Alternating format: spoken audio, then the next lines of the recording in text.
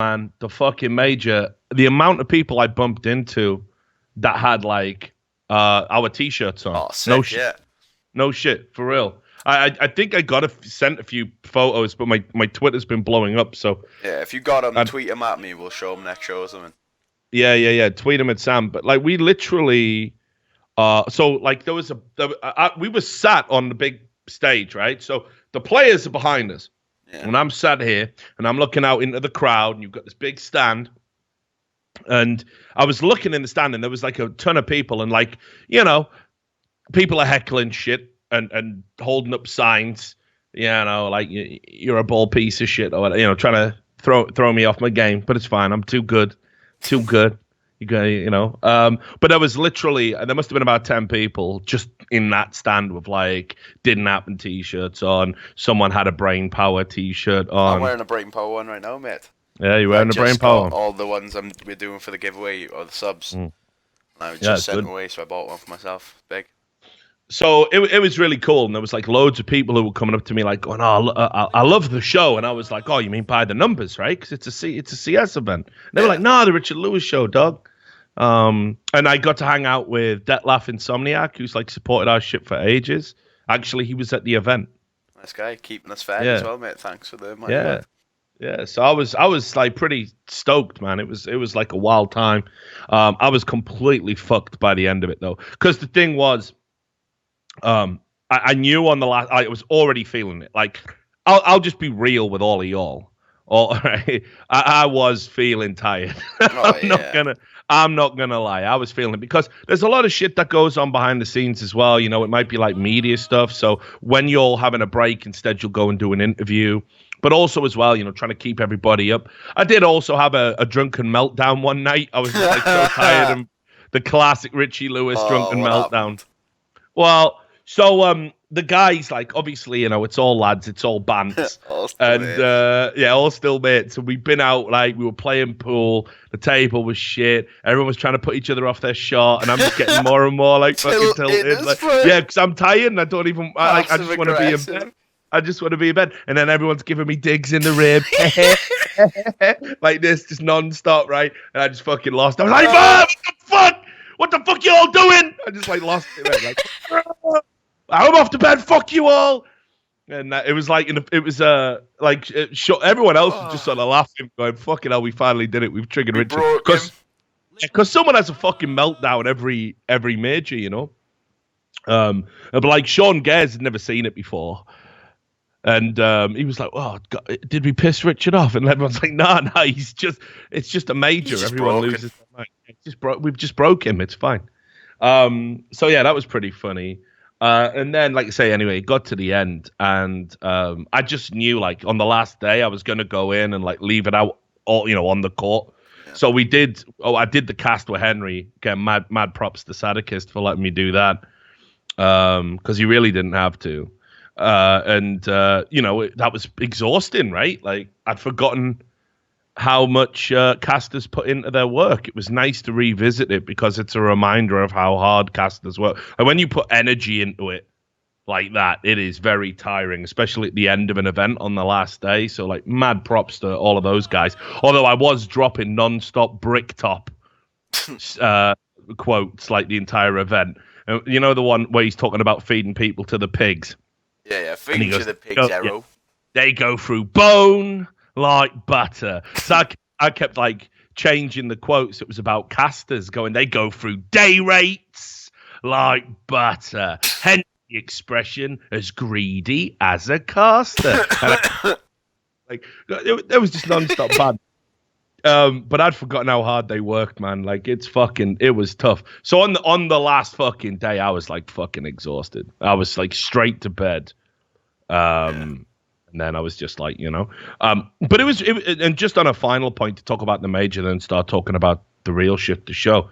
Like it was a strange event for me because I went in and I don't know if I mentioned this before, maybe on Twitter or not, but we'd had a bunch of threats come in, right? And these were like the different kind of threats. These are like the kind where you're like, it's not like, hey. If I ever leave Brazil, I will kill you. It wasn't one of those. Yeah. It was just, I'm going to come to the major and light you up. Reasonable guy. Yeah, and obviously, I do live in a country where there's guns now, which is fine. Second Amendment all the way, baby. But we had to take some extra precautions, and I'm sure people at the event noticed those precautions because I had like a full-time bodyguard detail. Nice. Me and Hiko following you around. Yeah.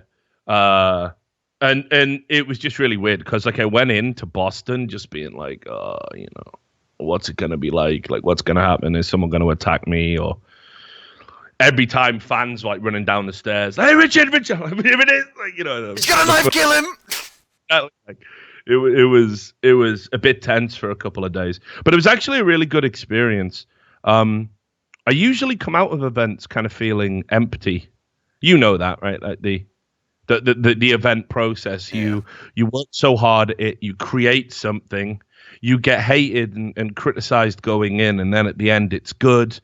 And you think, well, maybe this is the time to stop. Maybe this is like when you should quit, right?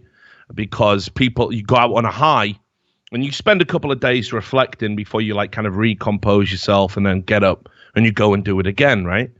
But this was, and there's a little bit of depression creeps in as well with it all. Like, what am I doing? This is just real talk. I don't even like flying. The fuck am I doing? Yeah, I like flying. I don't like travel. So normally I get like a bit depressed, at the end of an event. It takes me a few days to kind of like recompose. But this was actually pretty validating. This is like the first time where I actually felt like, I got fans. Yeah. This isn't all that bad. So it was pretty good. So I had a good time in Boston. You weren't there. No. So what were you doing? Fuck all, really, but just sitting about, like. I literally, because obviously I work at GFIN every now and then, but I had like 2 months off from that, but I literally did fuck all. Nothing. Like, I went out maybe 3 times. Went to the dentist a couple of times. So other than that, I was in bed, mate. It was fucking ideal, like. Oh, good for you, mate. Good for you. Great. Yeah. Well, so now, like, basically, I've got, like, not a month off. I don't want to say a month off because it won't be a month off, but most of this, most of February will be off before we get back to the grind. So I'm looking to stream every day in February, and I'm booked myself some time in the gym, and I'm gonna go have a fitness boot camp, because like there was jiu-jitsu, but start choking bitches up for real.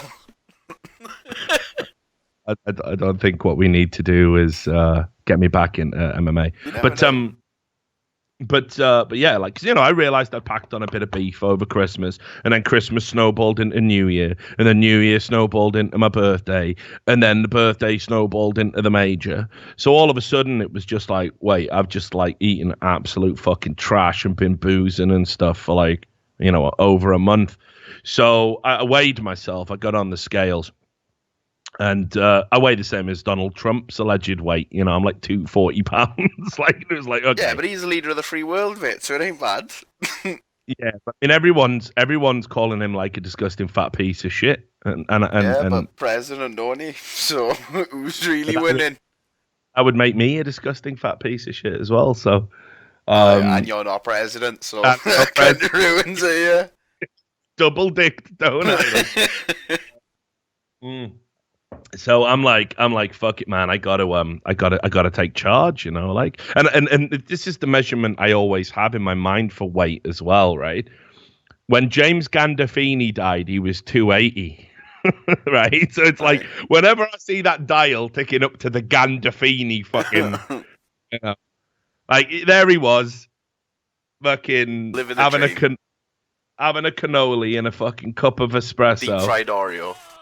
And some fucking photographer was like, some paparazzo was fucking taking photos of him, and he just got stressed out and keeled over. Oh, hey, thanks a lot for the 36 months there, Tail Whippy. I really appreciate it, brother. Much love. But he got stressed and keeled over. Well, I get stressed out. I might keel over. So yeah, I'm gonna get in the gym. I'm gonna get in the gym and see what happens. Maybe you might stress yourself out in the gym. I probably will. Everyone says keto, right? But I'm always worried because I don't. That's what I did when I lost a bit of weight. But keto, it's fucking easy. Yeah, but it's not, is it? Cause it is. Yeah, you're You eating just eat meat, bro.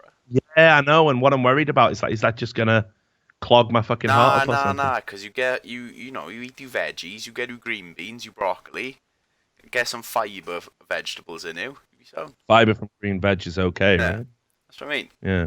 Like you haven't got Right. to do it for life. I feel like it's good to just like cycle on. Just look at it like a cycle of rides. Let's do a cycle of keto and then get off. Yeah, I don't know, mate. I've already battered my body. I think I just need to take it easy. Like a bowl of all bran in the morning, cup of black Yeah, coffee. start lifting when you go to the gym. You be shredded, mate. Shit for Britain. So I'm getting back into it. I'm going to start. We'll see where we end up. I'm committing to. I wanted to commit to talking about the weight loss on the podcast. I wanted to see where I ended up. Like what? Now that I put it out in the public domain, if people are tweeting at me going, "Hey, you're still a fat piece of shit," it'll motivate me. Yeah. So that's the plan. So anyway, obviously our subs have gone down while I've been away. Oh, been rinsed. Like I bought all those t-shirts. Fuck all. I might burn them. Like fuck all. No. Don't worry. Nah, I'm joking. We'll get back to 475. We'll You'll get have back to them. You'll have them. 475. This month, mate, we'll smash the 500 Nice. again. Yeah, we'll get there. I'm pretty confident. So remember, when we trigger the 475, a sub or a viewer will get a free T-shirt. That's what's been going on. I haven't really planned a show today, Sam, as you know. I'm just going to pick out some stories that were happening in the news. Have And you got shitloads of good links, or? yeah, There's some bangers in there. yeah, and I'm gonna leave out some Trump stuff just for today. I don't want to get into it. Let's have a Trump-free day, shall we? Yeah, let's have a Trump-free day. Because I was listening to the State of the Union address last night. Of it. Mate, it was so egregious that every time he spoke, everyone have a stand, have a clap, sit down. Have a stand, have a clap, sit down. Right, will you just shut the fuck up? Like, it's really weird as well because I don't remember it being like that. Mate, I was looking at it. You know what it reminded me of? It reminded me of like a monkey documentary. You know when they see the tribes and how they all like go towards the alpha male? It was so creepy and like, I don't know, there was something like tribal about it. It just sort of weirded me out. The level like, yes, praise the leader. And then everyone who didn't like him were just sitting down. It was so weird. Yeah, it was kind of weird. And I just didn't get it. And I was like, I've got shit to talk about. And there was a ton of stuff that happened. Like while we were away, we had the Trump health debacle. A doctor comes out and gives him a clean bill. And then the Dems are still saying, no, he's a fake doctor. He's a plant. It's like, he's a plant. Yeah. But then on top of that, Trump's always going to be Trump and he's still a fucking mess. So it's like, what do you do, And I just thought, like, I just wanted to have a nice, relaxing, a day where Donald Trump doesn't exist, mate. You know what I mean? Just a day. Because I'm getting sick of it. It's in TV, it's in comedy. I just can't escape. It's in music now. Like, please, can we just stop until he does something egregious? Yeah, and the thing is as well, like, I wish in a way we talked more about esports on this podcast because there's been some straight fire drama going on. But that's not really what we do. So instead we're just going to talk about some funny shit that we saw. Now, here's one thing, right? You know that we've talked about this on the show before, right? Support animals. Yeah. Right. Now, for those that maybe missed that episode, that like about how I feel about it. Now, people are starting to come around to our way of thinking, right? I actually saw an op-ed while I was away at the major, basically saying like support animals shouldn't be a thing, and this is what I mean, right? Like, good. If you're a veteran and you've got genuine diagnosed PTSD and you've got an incredibly well-trained dog that can handle being on a plane, I might allow that. I'm all right with that. Yeah. But my rule is, if it's got the same level of training as like a blind dog or an assistance dog, sound. But you can't just be dragging random shit like, oh, here's my lizard, like he calms me down. No, I have to bring my lizard. Fuck your lizard, put him in a box. A support iguana? How much fucking support can an iguana give you? If an iguana was big enough, he'd fucking murder you and eat you right in front of your parents. You wouldn't give a fuck. He just knows he can't eat you, so he just tolerates you. It's so fucking stupid. It's like, for me, I can understand a dog giving you support. I might even stretch it to a cat. But, like, support fucking lizard, support pet rat. Like, fuck off. Do you know what I mean? Mate, and imagine if the rat started running around the plane. Like, I'd be trying to kill that rat, mate. The star in that movie. Oof, I'd be finding anything I could to stab that rat to death, like. So here's the thing. It started to finally filter through, right? But I think it started on Fox News. They broke the story. A woman wanted to come onto a United flight. Now, by the way, hate United Airlines, obviously. They beat that dude up for no fucking reason. Yeah, but he's living a dream now, so, swings around about. As he fucking should be. Oh, yeah, 100%. Hi, everyone. We've overbooked this flight because our policy overbook flights. We're looking for volunteers. No volunteers. We are now going to forcibly remove you from the plane using police officers, and we're going to beat you to within an inch of your life if you choose not to leave. Fuck that, and fuck anybody who thinks that's a way to run a business. There's no other business that operates like a fucking airline in the whole world. Like, is there? Oh, I can deliberately sell something that doesn't exist, and then when you don't get it, I dragged you away. I'll just drag you off the plane. Unbelievable. So anyway, obviously, fuck United Airlines. But I applaud their stance on this issue. A woman wanted to come on a plane with a support peacock. What a mess. A fucking peacock, mate. Have you ever seen the state of a peacock? I'll tell you. It's long for a start. Right. Have you been attacked by a peacock at some point in your life for something? You looking for scars then? When I was a kid, I went to I think it was Beamish or something, right? You ever heard of Beamish? No. All right, well, Beamish, you can Google it. Bring it up on the screen if you want, mate. But Beamish is like an old place, like made up to be older than it is. So it's like, this is what it was like in Yorkshire in the fucking 1800s. Oh, yeah. We've got these in Wales, yeah. I know. You walk around, and everyone's got flat caps on, and they go, "Hey, up, Becky, thump," and they talk. It's got all like actors to pretend like they're from the old days. Yeah. Where's the steam train? Ooh. Yeah. Here's how we made food in these days. Yeah. And look, we didn't even have toilets, so I'm just gonna shit in the street. Isn't it quaid? Just bending out a biscuit like they're in Rex. I'm a method actor, mate. Right? So, anyway, I think it was in Beamish, and they had a fucking peacock there. Shitting in the street. There was a bunch of them, right? And I was a kid, and I just went up to see this fucking peacock, because it's a bird, isn't it? I didn't know what little cunt. But I don't know, like, your fucking natural human instinct should have kicked in at that point, but I feel like if I was a toddler, I wouldn't be approaching any long, scary bird. It's cocking it up, it's out there with its feathers. Mate, I wouldn't go near a seagull. I reckon, but of Darwinism, eh? No, when I was 4 years old, I was fucking terrified of them, but they're rats in the sky. What do you think a seagull's gonna do to you, Sam? What do you think? But steal my motherfucking chips and peck me to death like they did to many children on Port Talbot Beach. But I fucking witnessed it. I learned by watching it, but I ain't making the same mistakes as those kids. There's no Seagull come near me, I'll snap his neck. There's no way anyone's ever been Mate, I guarantee I could find you multiple videos. Not to death, no, alright, fair enough, probably not to death, but they give you a few digs, like. Right. So, I'm not afraid of seagulls. I'll go on the record and say that. And I wasn't afraid of peacocks. Oh, no, I'd fuck a seagull up, but what I was for, it was even fight with it, so I ain't taking no 50-50s. Well, I wasn't 4. This is like a little bit older. I can't remember when it was. Must have been about 8 or something. Maybe even 10. Fuck knows, And anyway, so I went up to this peacock, and I swear to God, this peacock was hilarious. Like swans are just pure cunts.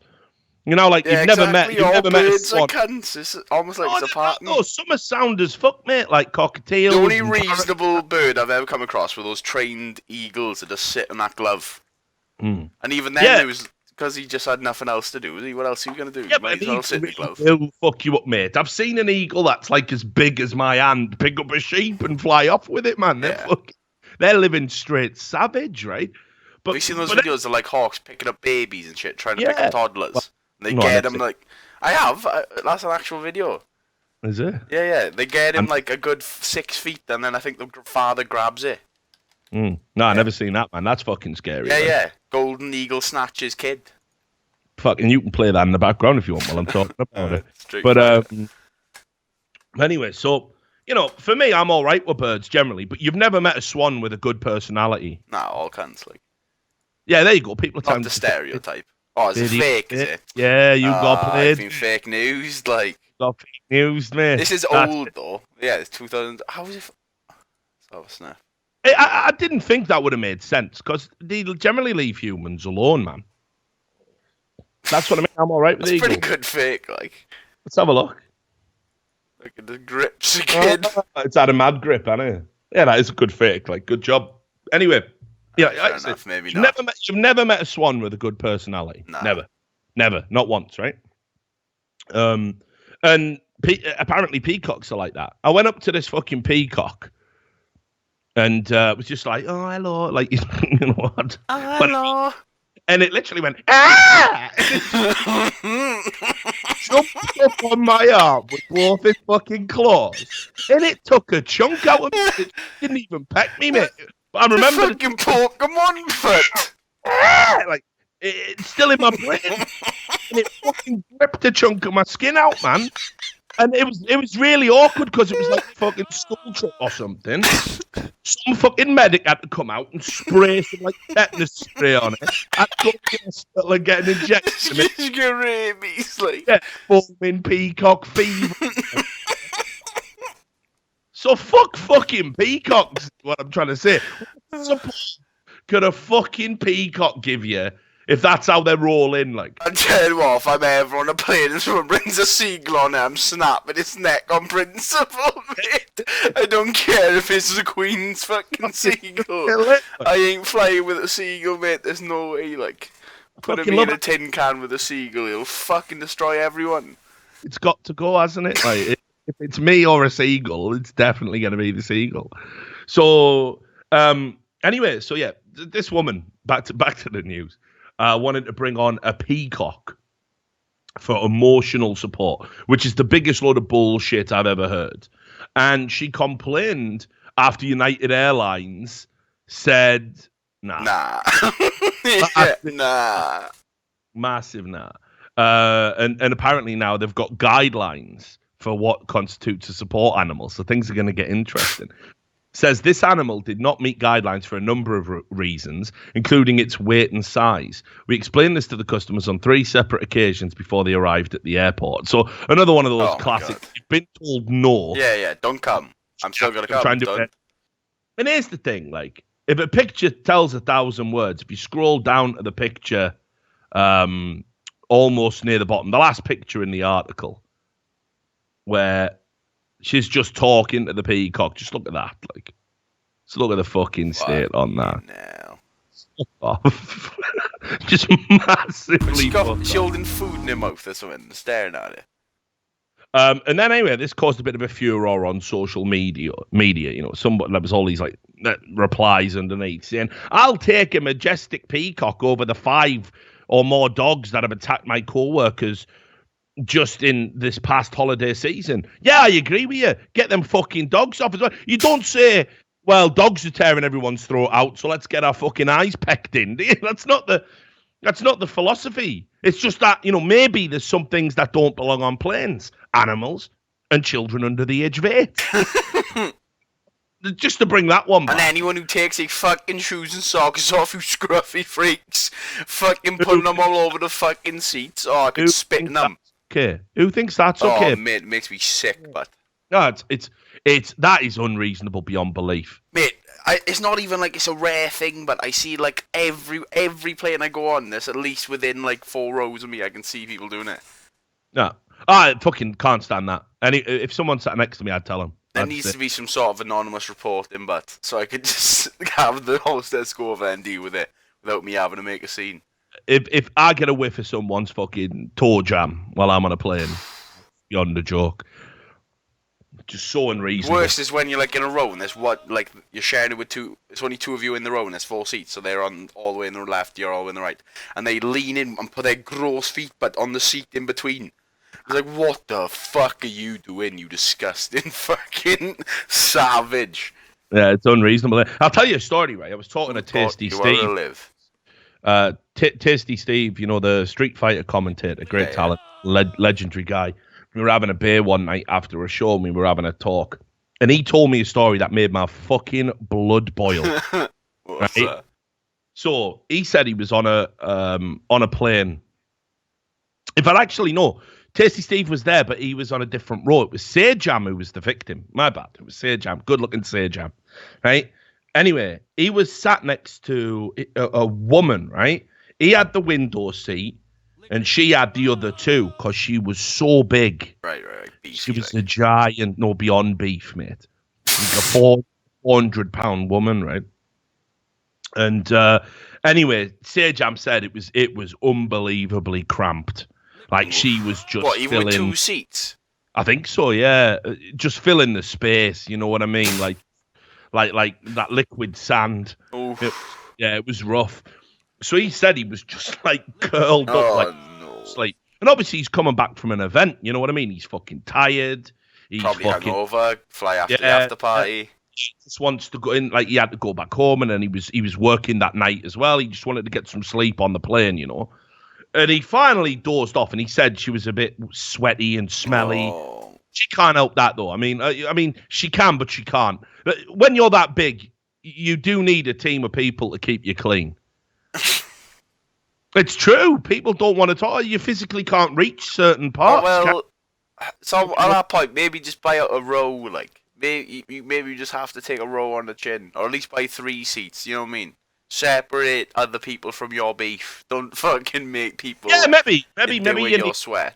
Maybe what they can do is get rid of support animals and just have a couple of beef rows at the back. Exactly. Yeah, for people who are going to beef. Because I don't think your beef's going to overpower someone else's beef or vice versa, right? Yeah. It's just beef, isn't it? So anyway, he was sat there like this, right? And this fucking bitch. Right? Nah, believe it. He finally got off to sleep, and he said next thing he knew, he woke up, and there was like a loud noise, and it was a bright light, and he was like, what the fuck? And she had leant over him and opened the fucking window thing he'd put down. What the fuck? Can you believe it? Now, there are some fucking rules about planes, but if you get the window seat, you control the window flap. That is... Especially if you're asleep. You don't just blind do when you sleep, wake you right up. Mate, that's in the fucking Bible. You open it up. Old Testament and New, it's in there. If you've got the window seat, you control the window flap. End of fucking story. End of story. And she's leant over him. Greased him up as well. Probably fucking rubbed all her grease over him while she was doing it. Oh, he said he got a face full of harm. Oh, man. Bingo wings. Oh, no. Slimy as fuck as well. Opens up his wings. Oh. Unreasonable. Face full of brine, mate, from her armpit. Tuna brine, like, yeah, here we go. Just open up this window, big man. I mean, what's going on with planes? We're bringing on fucking peacocks. We're opening people's windows. We do need to make this one airline just reasonable airlines, like reasonable airlines for reasonable people. We have got to take the power back. Rage Against the Machine was right. It's time. Planes are out of control. People think they can do whatever the fucking want on planes. Kids, peacocks, brine. Enough's enough, man. I'm done. This is why I don't fly. It's so unreasonable. Anyway, so yeah, Sajam told me that, and I was just like looking at him like, I was like, I hope you fucking said something. And he went like, nah, I just gave her one of my trademark stares. I was like, I'd have fucking called over an attendant and said, listen, I'm going to call my trademark scenes. One of my trademark scenes. I would have said to the fucking attendant, I'm about to close this window, and if this touches it, there will be ructions on this fucking airline, and down it goes. Even that's too reasonable. I'll be like, oh, but she's already covered me in fucking brine. Can we have a word with fucking Jabba, be it? Can I have a brine towel, please? Yeah, can I get a hot towel and a fucking therapy session? Because I'm covered in slime, but... He said he's never been able to eat jelly. Oh, no, like... So anyway, support fucking peacocks indeed. Fuck that. What else have we got? Oh, mate, as well. Talk about this generation. What have I said? What have I said about how fucking self-absorbed people are these days? Right? Do you remember, it's just in everything, isn't it? Do you remember Fashion Santa? You remember that? Yeah. Why Hipster Santa. Well, that was another thing that happened at the major. Group of people were screaming at me, when are you doing another I Hate It here? I thought that was cool. Oh, yeah, someone said that in chat. Yeah, there we go. You decided to shout out if you're still listening. Yeah, there you are. But anyway, and just people with selfies and everyone's filming each other and people are on YouTube. Let's do the one-upmanship with the prank. I'm going to shoot myself in this. I'm dead. I'm going to cement my head into a micro. Do you see the guy recently who was doing acid attack pranks in London? Acid attack? Yeah, so he was throwing water in people's face, pretending it was acid. Reasonable guy. What? Yeah, mate, he had like a cup full of water and he was running up to him, throwing it in my face and running away. What? Mate, exactly, mate. How unreasonable is that? Get fucking pranked, bro. Bring that up. Show me evidence. Yeah, I'll show you now. Why you even get into this? Acid attack prank. You can't be real. Yeah, it's been in mainstream news. There we go, The Independent. No way. Put it in the chat, bud. Fucking hell. Is he serious? His box has gone like. What was he thinking, mate? It's so unreasonable, isn't it? Hang on. Do you want to 3, 2, 1 this video? Is it suitable for Twitch? Are we going to I haven't watched it. It should be. It's The Independent. What does that mean? Well, they're not going. What's going to be in it? Newspaper. This is a platform for children. No, this is marked for mature audiences. We did do that, didn't we? Yeah. But I mean, all right, fuck it. Let's go. It can't be too egregious. What's it going to be? I don't know. What if he did a control test with real acid? No. I'm only fucking 24 idiot. seconds, anyway, right? Go on. Right. 3, 2, 1, go. Go on, reasonable this is, but oh, look at him. Excuse me, girls. Excuse me. I was wondering, is that right if I get all you wear? Or you girls?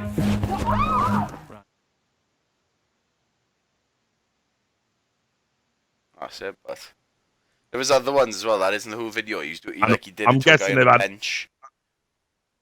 I'm guessing they've had to change. That's probably all they could show, right? Yeah, probably. So, what happened to him? Did he go to jail or anything? No, I don't think so. He's fucked. So, yeah, let's have a read. Go on then. Let's bring this up. I'm scanning. So- Scanning. Oh, there you go. A spokesperson for the Metropolitan Police told The Independent Mr. Masala could be arrested for the prank. That's it. Could have been. So, in other Yeah. words, wasn't. Fucking hell.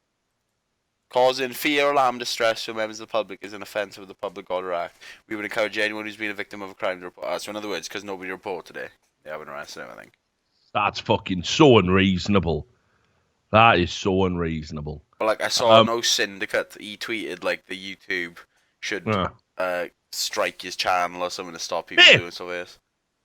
Just get him off. Fuck him. Yeah. Like, I'm being serious. Like, this isn't a free speech issue, right? Like, if YouTube is an independent platform, is like removing people for fucking just, here's a video about Logan Paul, right? You're getting your video struck because you're outraged about one of the fucking people we do business with. How can you do that and then fucking say, this geezer throwing fake acid in someone's face is perfectly fine? Yeah, Fuck that ass. And like the police have said, it's illegal, and you can't just put illegal shit on YouTube, can you? Kind of like, oh, here's my vlog of me robbing a jewelry store, but like, it's not allowed, is it? But I said it about Logan Paul. Like, there's other sites. There's other websites you can put that on.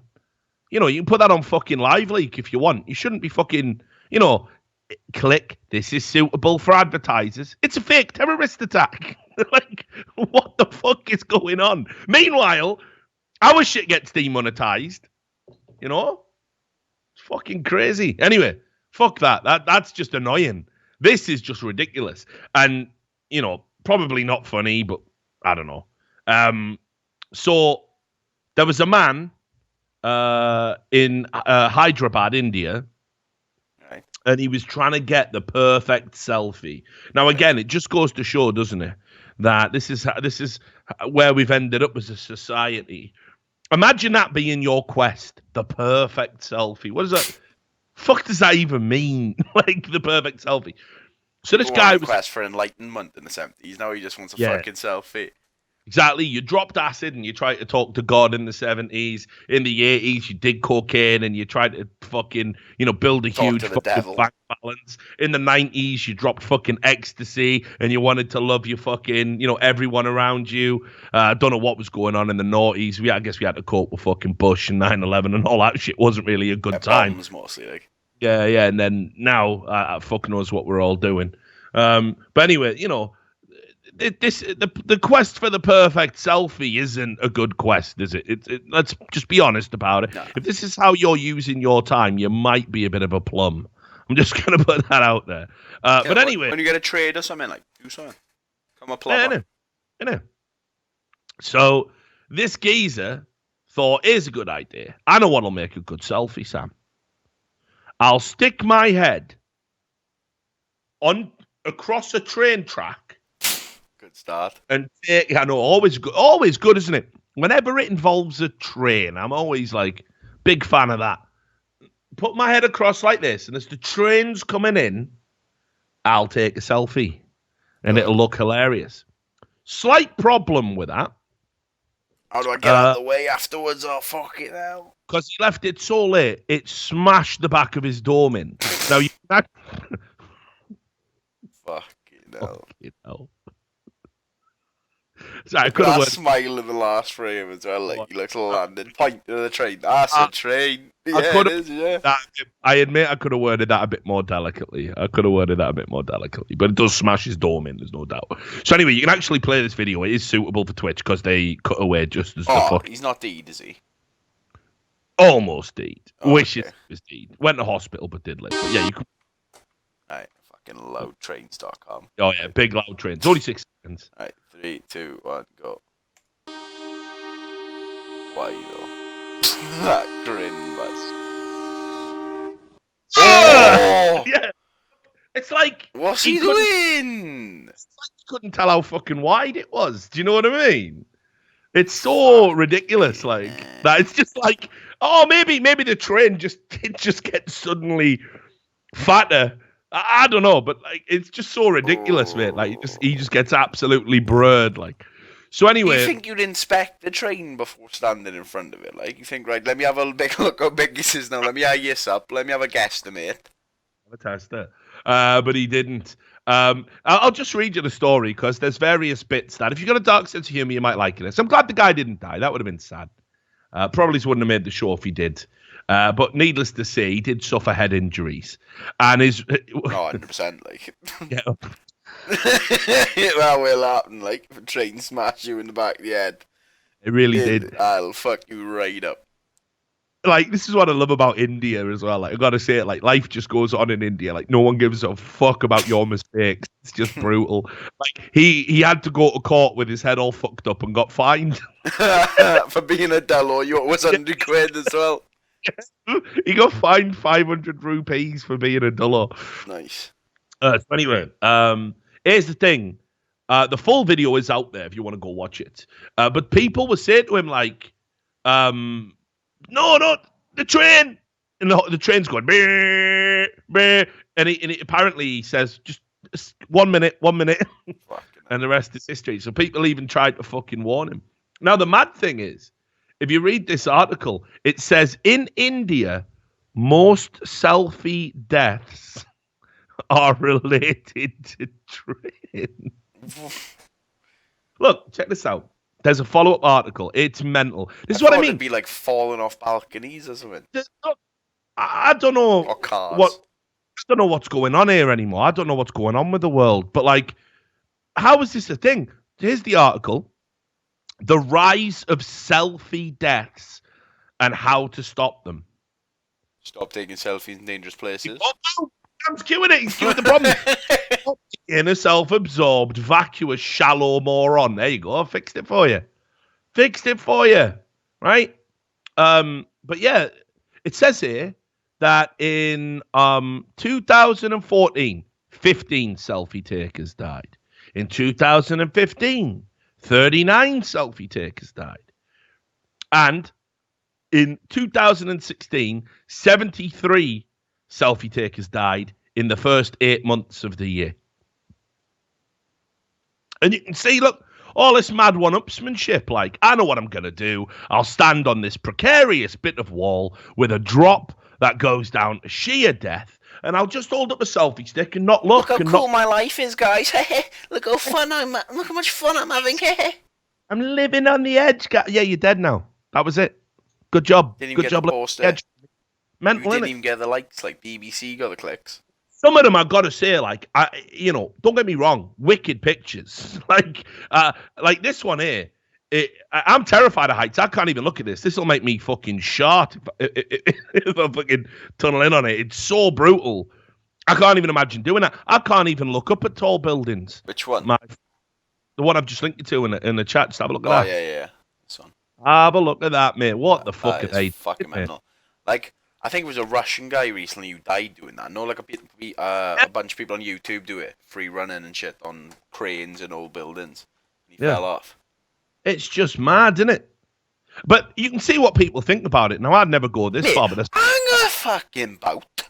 Look at the shoes she got on, mate. Yeah, she's got. How the fuck did you get up there? Are those trainers hanging off? No, it's a camera.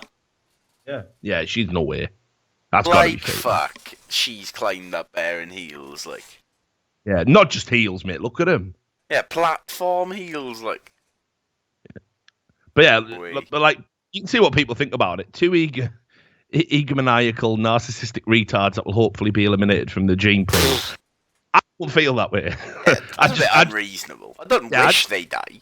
Yeah, I just would like them to stop and not die. But yeah, I just don't even know if I bonkers. want them to stop. I guess if you want to risk your life, why not? I don't know. Didn't tell Evel Knievel to stop. He was fucking risking his life. It's true. That is true. But if you hurtled, like, on the way down, this is the problem with height deaths. Yeah, if you hit someone else, yeah. No, well, yeah, first of all, that, for sure.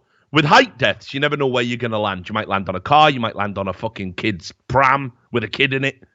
You might land on a spike. You know, you never know, or do you? through a seagull in or something. Yeah, you never know. But the other thing is, you're going to have so much time on the way down to think, well, peace. Fuck that.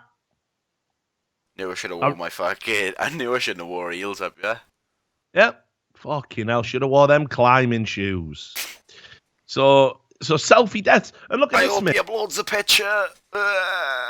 Look at this. Look at the tweets they're having to put out in India, mate. Just look at the warnings they're having to issue. Right? They've made a sign. This is how common it is. They've made a sign with a selfie stick man and a train hurtling towards his face. Why? Why are people doing this? Selfie Why is are they for life, not to risk losing it. Yeah, selfie Just is for Christmas. life. Selfie is definitely for. Like, just stop doing this, guys. Like, it's stupid. No one gives a fuck about your pictures. This is the other thing no one ever says with selfies. No one gives a fuck about your pictures. Or no one cares what you had for dinner, by the way. I know, but I wish everyone would just realise that literally you are not fucking special at all, and you can just chill the fuck out and stop caring. And stop trying to impress people. I'm being legit. I am being legit. No one cares. No one cares. Just about to have the best dinner ever. It's always shit as well, isn't it? Like, some of the stuff people have took a picture of. I'm like, what? What are you talking about? Great dinner made by my loving husband. And it's just a pile of shit because he's not a pro chef. You know what I mean? It's just garbage. It's just mashed potato and gravy. Like, yeah, brilliant. Looks like someone shat on your plate and you're taking a picture of it and you're sharing it with everyone. No one gives a fuck. No one gives a fuck about your dinner. No one gives a fuck about what buildings you go into. If you want to take a picture with your mates, multiple people in a picture and post that, I'm all right with that. But, you know, yeah, but at the same time, it fucking does my head in if you're out on a night out and everyone's taking pictures or everyone's on Snapchat. I'm like, fucking hell, can we have an undocumented night out for once? Why have I got to be under Snapchat constantly? Yeah, exactly. I'm trying to live my motherfucking movie and you're documenting it like I'm some sort of Mick Jagger doing the touring days. You must have liked that. I worked in He's Living His Movie. I worked that into them. Yeah, I tweeted it at it. Yeah, I saw that. Yeah, I got it out there.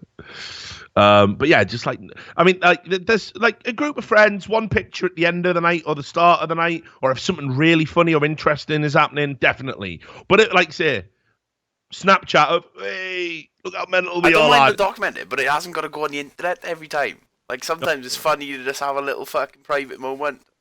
That's what we used to do back in the day.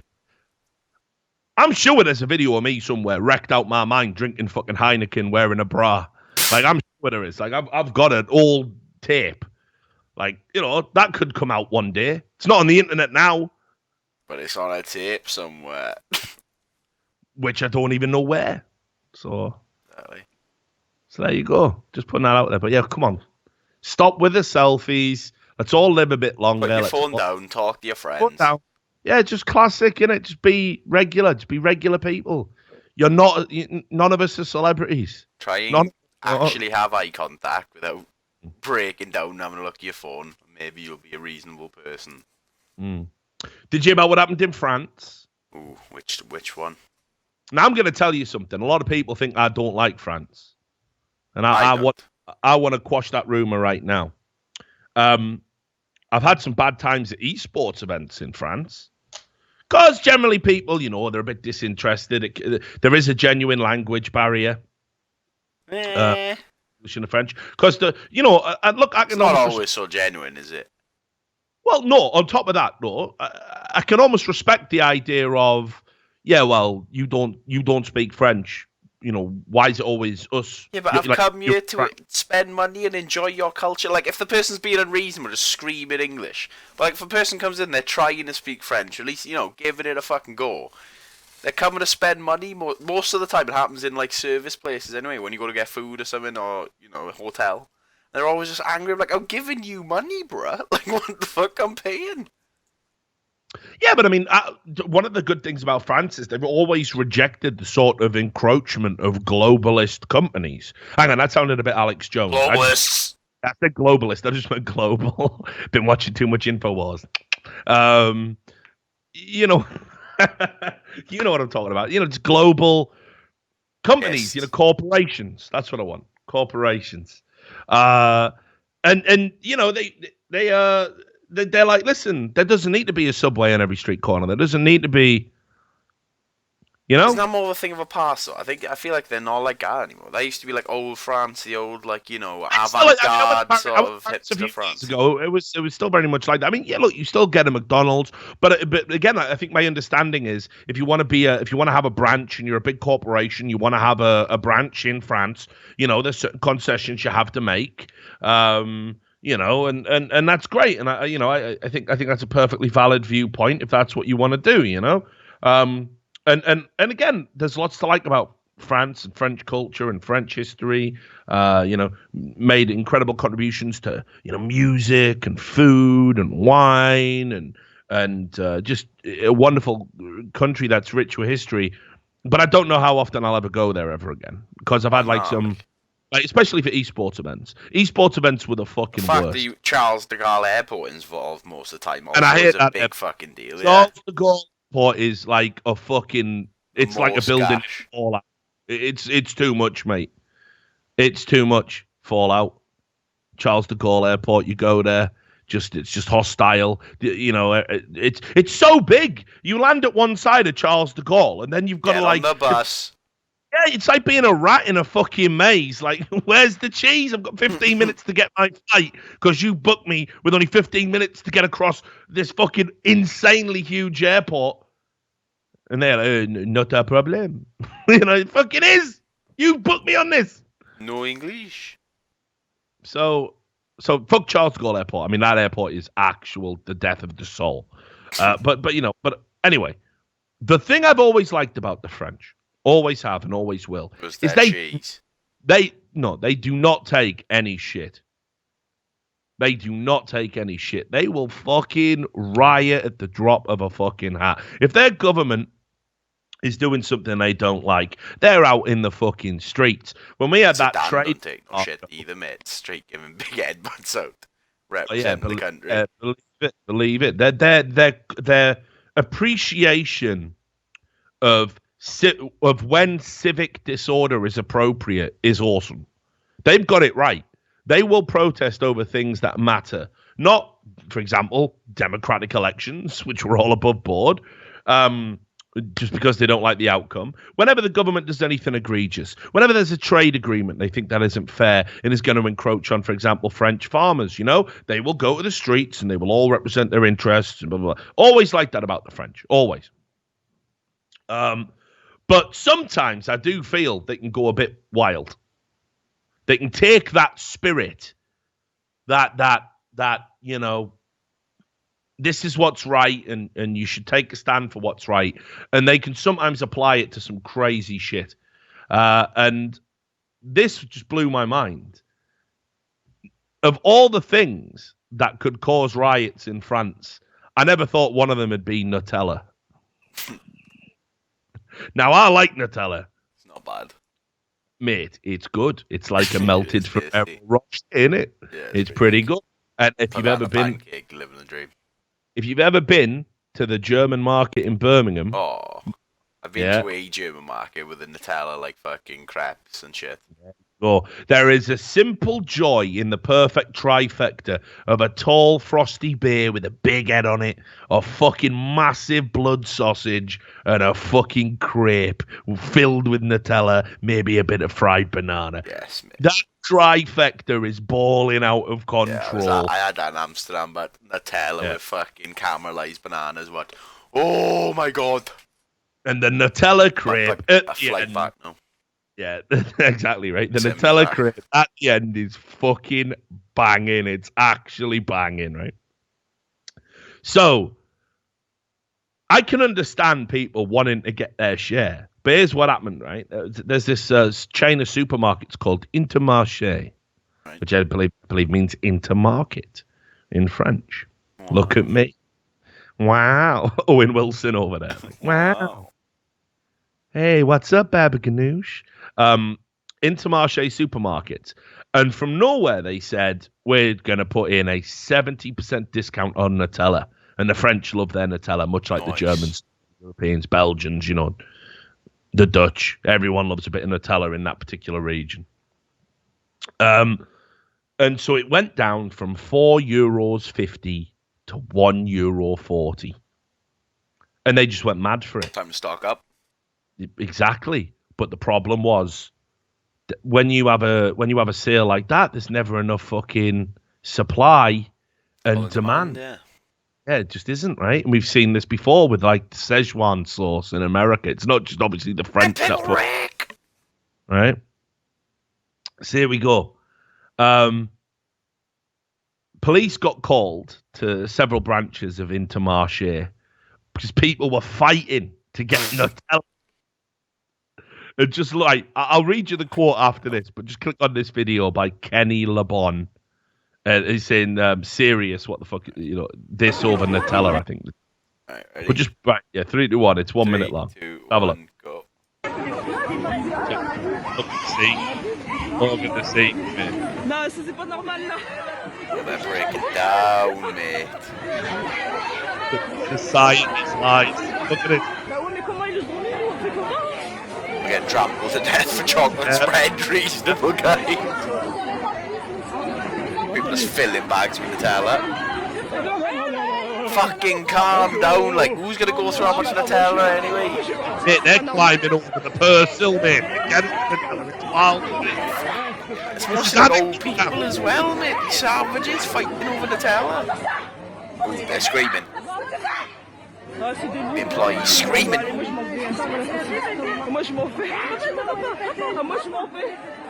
Oh, Nutella's gone now. Well, time to fight to the death for the rest. So there you go. And there's another one below it if you want to have a look. Oh, actually, that's been deleted now. Yeah, that might have been a tad incriminating. But there you go. I just thought it was mad. Some people did say like, oh, it was like a riot. Obviously, there wasn't anyone killed. There was like no Black death. Friday, innit, when people just lose their minds.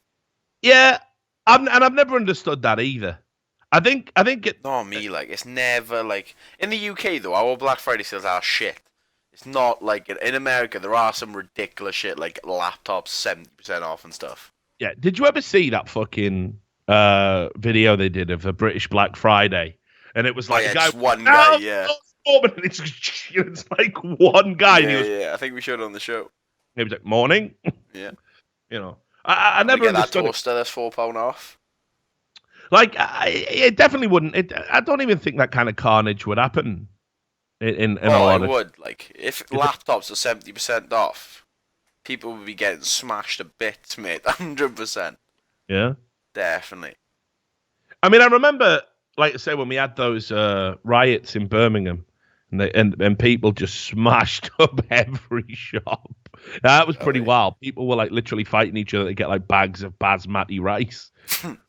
You know, them 5 big ones. 5 kilogram bag up. 5 kilograms of rice. That'll last you a while, won't it? But yeah, so there's carbs in. So big fan of France and their attitude, but maybe Nutella. Don't have a fight over that, guys. Like, leave that one alone. Especially, like, how many jars of Nutella does someone go through a month? Like, if you eat it a lot, maybe 2.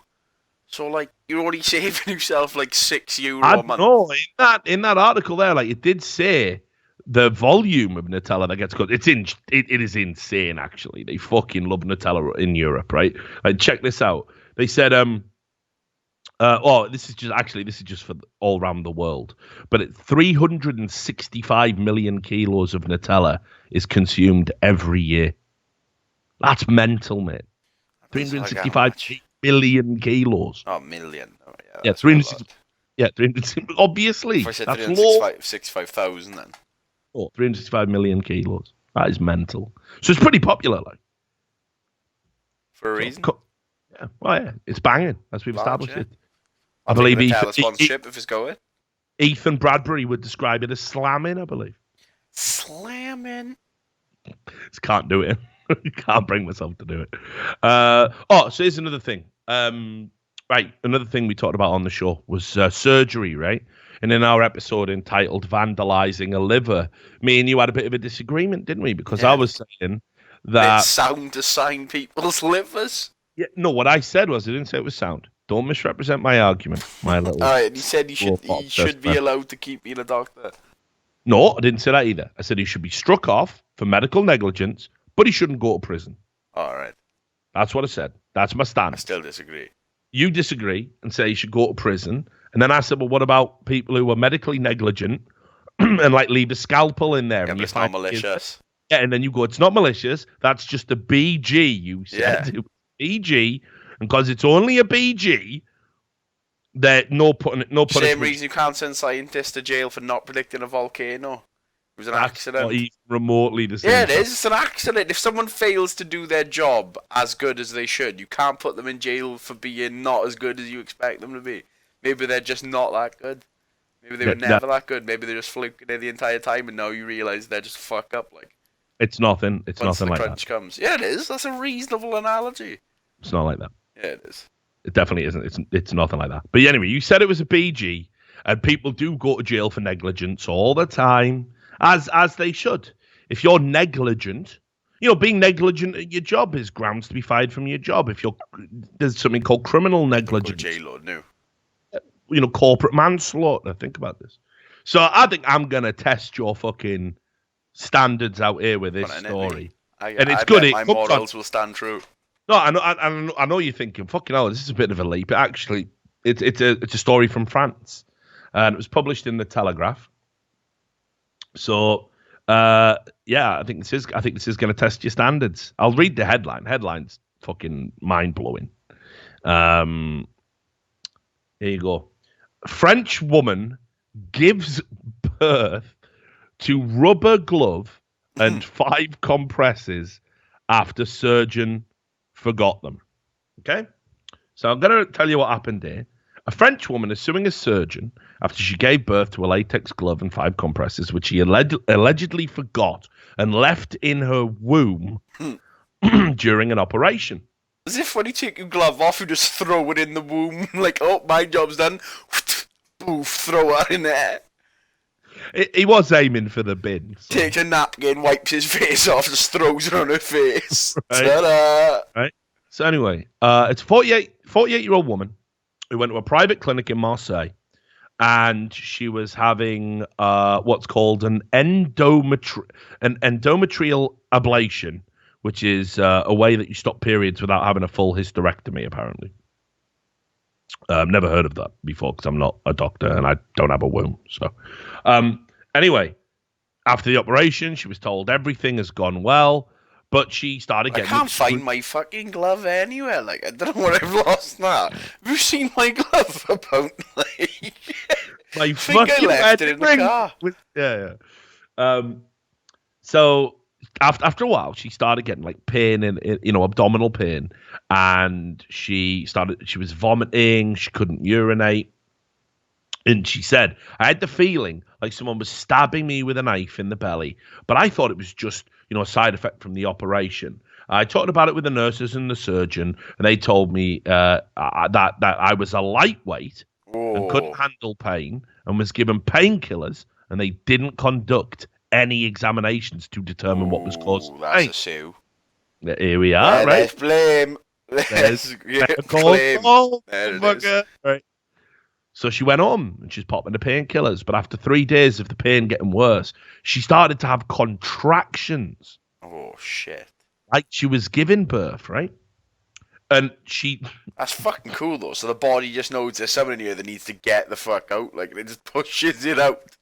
I mean, I suppose it is cool. It's interesting. The body just reacts to something. Better. It's not really cool. No, not cool, but interesting. So, yeah. So she started getting having contractions, and the contractions lasted for 4 hours, and she gave birth to a 5-headed blue alien. Jesus Christ! I've been impregnated by a beast. This is horrifying, but what the fuck is going through your mind when you were having contractions? You know you can't possibly be pregnant. Oh my god, have I got a twin or something? Yeah, what's going on? Like, what's going on? Is it an ectopic pregnancy? What's going on? And then you give birth to a fucking glove. Like, what the fuck? That is horrifying. That would like freak you out for fucking life, right? So anyway, when she realised it was a glove, she went straight back to the clinic, as you would, confronted the surgeon, and apparently the surgeon just said to her, "If you're not happy, go ahead and contact my insurance company. I am well insured." I'm definitely not happy because I just gave birth to a fucking glove, boy. But so imagine it, right? Imagine it. You've just given birth to a glove. And you go to the guy who left it in you and said, "Yeah, I'm a bit unhappy with how it worked," and a bit pissed off. Happy, you know what I mean. If you're gonna be unreasonable, I guess you can complain. Yeah, if you're not happy, just talk to my insurance company. Like, not even sorry, I left the glove inside you. I mean, that's where it was. Yeah, you still got it. That's what he did. Did you bring my the glove? My lucky one, that is. Bit of a BG for you. So anyway, she still suffers from health problems from it.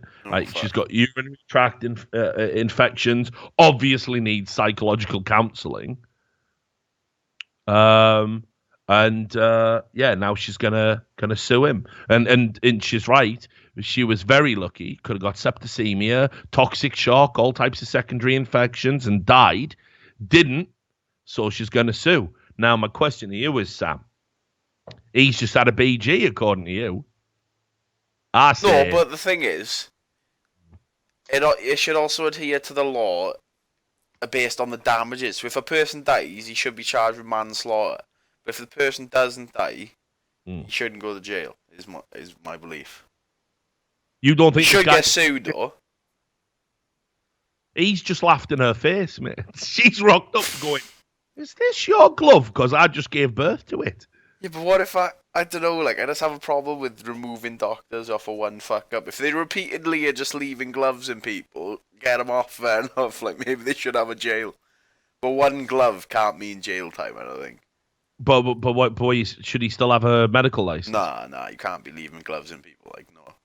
Right, good. Well, at least we got that. Me, I don't know. I think this guy should have not a long stint, minimum security. But like, yeah, he should probably have a bit of And time. if she wants to charge him for GBH or whatever the fuck, go for it, I guess. But I'm sure there's a law that protect doctors from that, isn't there? It's more just because he clearly has no respect for the profession. He's not even embodying the Hippocratic Oath, He literally couldn't give a fuck. They didn't even examine her. They were like, "Yeah, you're just a fucking pussy. Have some smack, Xanax and calm down. Have some heroin and fucking calm down." So yeah, mate, that's way more than a BG. that is the BGs. That's how fucking bad that is, mate. So fuck yeah, that. but that's like an extreme. Like most of when people get shit left them, it's mostly like cotton swabs, like fucking I don't know shit bits they cut off who they left in there. Like you know what I mean? It's not usually let me just put a glove and my compass in there. I'll fucking put a time capsule in you. All right, yeah. Yeah, it wasn't a compass. No, compressed. Yeah. All right, good. Sure, Willie. You didn't do that. You didn't need one of them. So look, we'll go from one medical travesty to another. This is right. You ever held in a sneeze? I know what the tactic for to do it. You tickle the roof of your mouth with your tongue and it starts from sneezing. Google it. It's a real thing, mate. That doesn't work. Mate. It does. I tried and tested. Tried and tested. So, well, right. I mean, I always got told, what is it? You can't sneeze with your. This is bullshit. Obviously, I got told this when I was a kid. At school, I got told you can't sneeze with your eyes open. It's physically impossible because your eyes will pop out your head. So obviously you fucking taped your eyes open and started sniffing pepper to see if it was true. Obviously, and it was fine. Like, you know what I'm talking about when you've seen the end of Total Recall. Yeah. Right, there you go. Was there another one like if you sneeze and fart at the same time, you just shit your organs out? I remember you now. That's too much. But yeah, body just empties. You can bring this picture up if you want from Total Recall. Apparently, this is what happens if you fucking sneeze with your eyes open. Right now, obviously, it's nonsense. It is nonsense. And I just thought like sneezing's just sneezing, mate. Like your eyes aren't gonna pop out your head. You're not gonna shit your fucking organs. I think there is some pressure though in there from sneezing. I think it can blow shit out. But I saw this in the Washington Post this month. I had to bookmark this one. I couldn't fucking believe it. This was in Britain, and it's a guy who's similar to my age. So now I'm back panicking about my sneezes, right? So the headline tells you all you need to know. He tried to hold in a sneeze and ended up in the hospital on a feeding tube. What? What type of fucking sneeze was this, mate? What type of sneeze was this, bud? This was a fucking whopping sneeze, mate. How do you hold it in, or do you just literally just pinch his nose? I don't know. So we'll get to that, right? Well, I do know, but we'll get to it, right? But look, you see, just the way this article sets the scene. Sneezing is an astoundingly powerful human action, blasting mucus and air from the nose and mouth at up to 100 miles per hour. That power exists whether a sneeze is held in or not. Occasionally, people will cause damage to their eardrums or their sinuses if they stifle a very violent sneeze, said an immunologist at Cleveland Clinic. So anyway, a healthy 34-year-old man living in the United Kingdom has learned that the hard way, according to a case study published on Monday in the British Medical Journal. His attempt to stifle a sneeze backfired, and the force of that would-be sneeze tore through the soft tissue in his throat, rupturing it. Fucking wrecked by a sneeze? Right? The name of the study is called Snap, Crackle and Pop. when sneezing leads to crackling in the neck. Fucking hell. Yeah, he was fit and well, healthy. He had a sneeze, and he did the double. He did the double, Sam. He didn't just pinch his nose.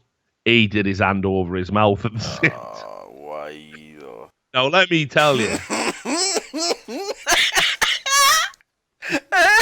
Oh man, I imagine him just doing it on the train. So you just see his neck bullfrog. Boy, like a fucking toad, but boy. Let me just tell you, as a PSA on this podcast, right? He's blowing his throat down. Never do the double. Just never do the double voice. Like it's oh man.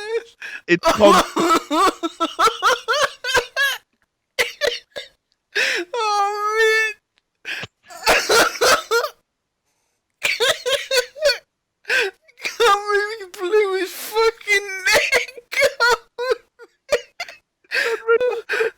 out. What you done the double for? It's gonna compress all this hair in my very fucking fragile face. And bang, blew my throat out. It's fucking air. It's got to come out, mate. Hasn't it? It's just common sense. Why did you just sneeze in your hand? Yeah, just do that. Like, Cover your nose. If you need to cover your nose, but he did the full coverage, mate. So that 100-mile-an-hour sneeze just fucking blew to the back of his neck. Bullfrog. Yeah, he got bullfrogged, right? And it says here, right, this 34-year-old chap, this is the quote, said he was trying to hold in his sneeze because he thinks it's very unhygienic to sneeze into the atmosphere or into someone's face. That means he's been holding his sneezes in for 30 years. He's been playing with fire, mate, the whole time. You got to let a little bit out. So, wait, he'd been wrecking his neck muscles for 30 years, just blowing them out. He'd been blowing his neck out for 30 years. Right? Wine do necking, mate. You fucking blown it out. Someone wind his neck in, boys. Jeff can't speak again. He's blown it right out. So yeah, and he said after he did it, he felt there was a pop in his neck, and then his neck. Oh, my neck's gone. Yeah. Oh, my neck's gone again. It's gone, Jane. It's gone. Like his neck actually started to swell up, and his voice changed. His voice changed. He was trying to talk to people, and he had a completely different fucking voice. He bullfrogged himself into being another person, mate. So you can see it. We've got another doctor says it's like forcing water through a pipe. If the air can escape through your nose and mouth, that creates less pressure than forcing it through a smaller opening. I've seen patients with a ruptured eardrum or pulled back muscles. I think I've done that once. I think I've sneezed so hard I've like pulled something. Yeah. I've had like a eardrum go weird. Yeah. And you even hear about cracked ribs. Fucking hell. Some people are putting out some mad sneezes.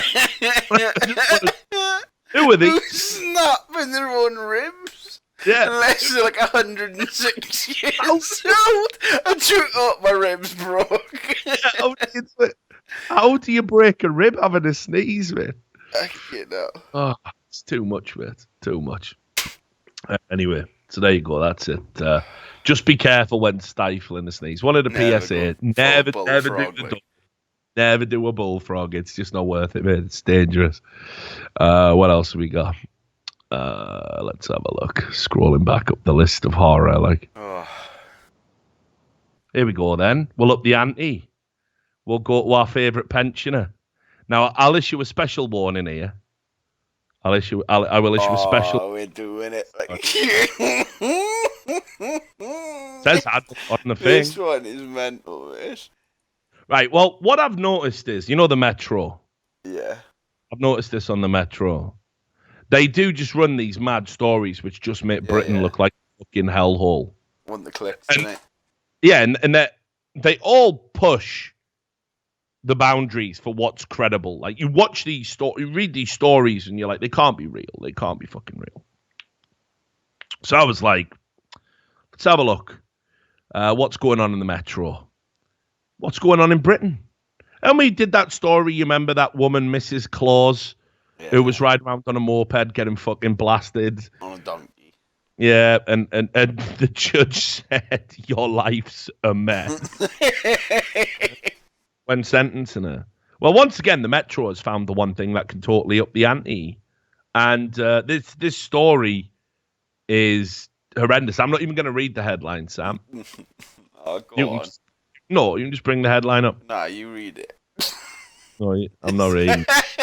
Come on. Well, I ain't bringing it up, so I guess we're on a standstill. No, but I'll give a summary of the headline. All right then. Yeah, so you bring it up. I'll wait for the chat to react. There we go. We'll talk about There the it story. is. Okay, good. I'm just waiting. Have a bullfrog.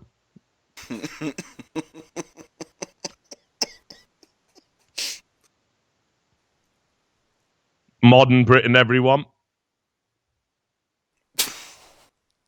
Right, so we'll have a little scroll down. A pensioner has been banned from every farm in Britain. I'll get through this bit. This is going to be tough. This is going to be tough. Look. Imagine being blacklisted from every farm. You haven't even got to tell people what it's for. They already know you're a fucking reprobate. I'm banned from every farm. Yeah, he's fucking the animals. Oh, Granddad, do you want to come to the farm? I can't. I can't come to the farm. What do you mean you can't come to the farm? It's just what? Who gets my banned? picture up around there. A pensioner has been banned from every farm in Britain. Okay. A pensioner has been banned from every farm in Britain after he allegedly pushed his fist into a cow's rectum and performed a sex act.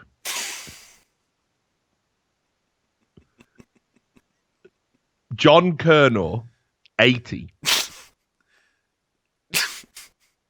Can I ask you a question, right? Who just decides at 80 years old, right? I'm about to shuffle off. This mortal coil me. You know what I haven't done? I've never stuck my hand in a cow's ass like you. No, they say you ain't tried it out. You know you don't like it.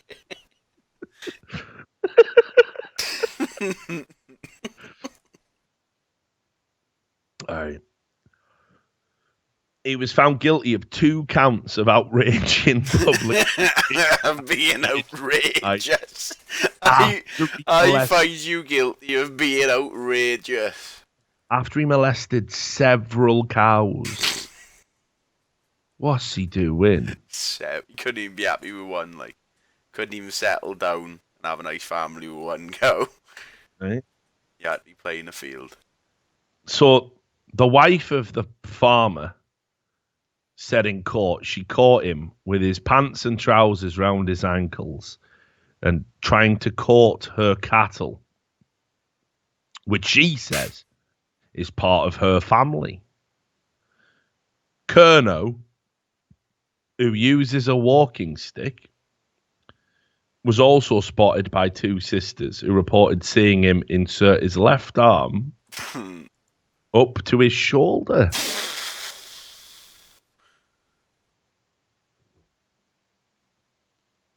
Just have a look at. There's the face of a man. Look at him. God, He's a shit pusher.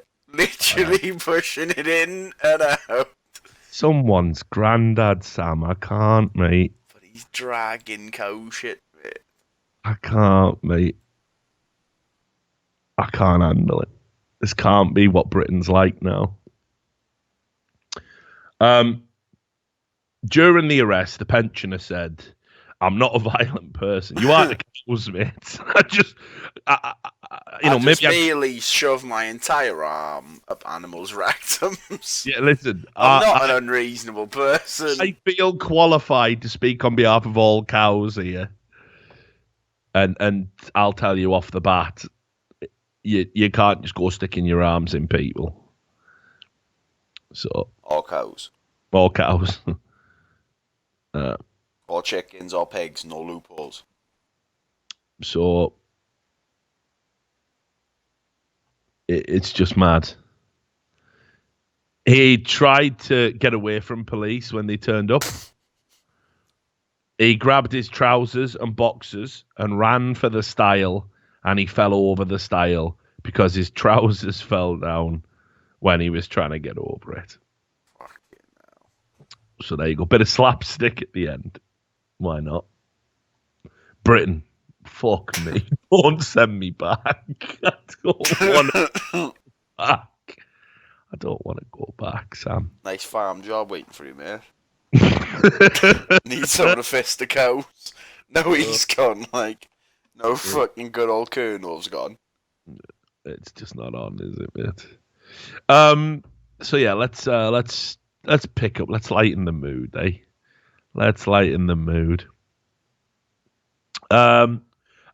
It's worth talking a little bit about cryptocurrency. I don't want to get into it. One thing I've noticed is if I thought Brazilian CS fans or that vocal minority of Brazilian CS fans were bad, crypto idiots are worse. Crypto cultists are the worst people in the world.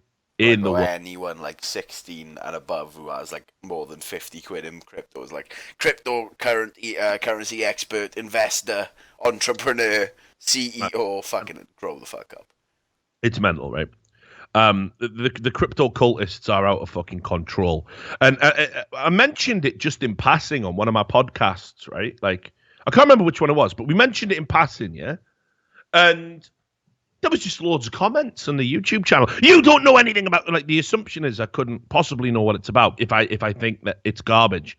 If I think it's a bubble or a bad investment, or if I think it's a scam, even though most of them are, in fact, all of them are functionally the same as Ponzi schemes, the exception being the ones that operate sort of like Bitcoin, which is like a Ponzi scheme, except without having a figurehead right at the top of the pyramid, you know.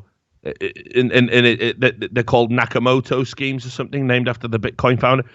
These are all scams and bullshit. They're all bullshit. And every day there's another story about another scam, people getting fucking robbed blind. I mean, you saw the BitConnect shit, right?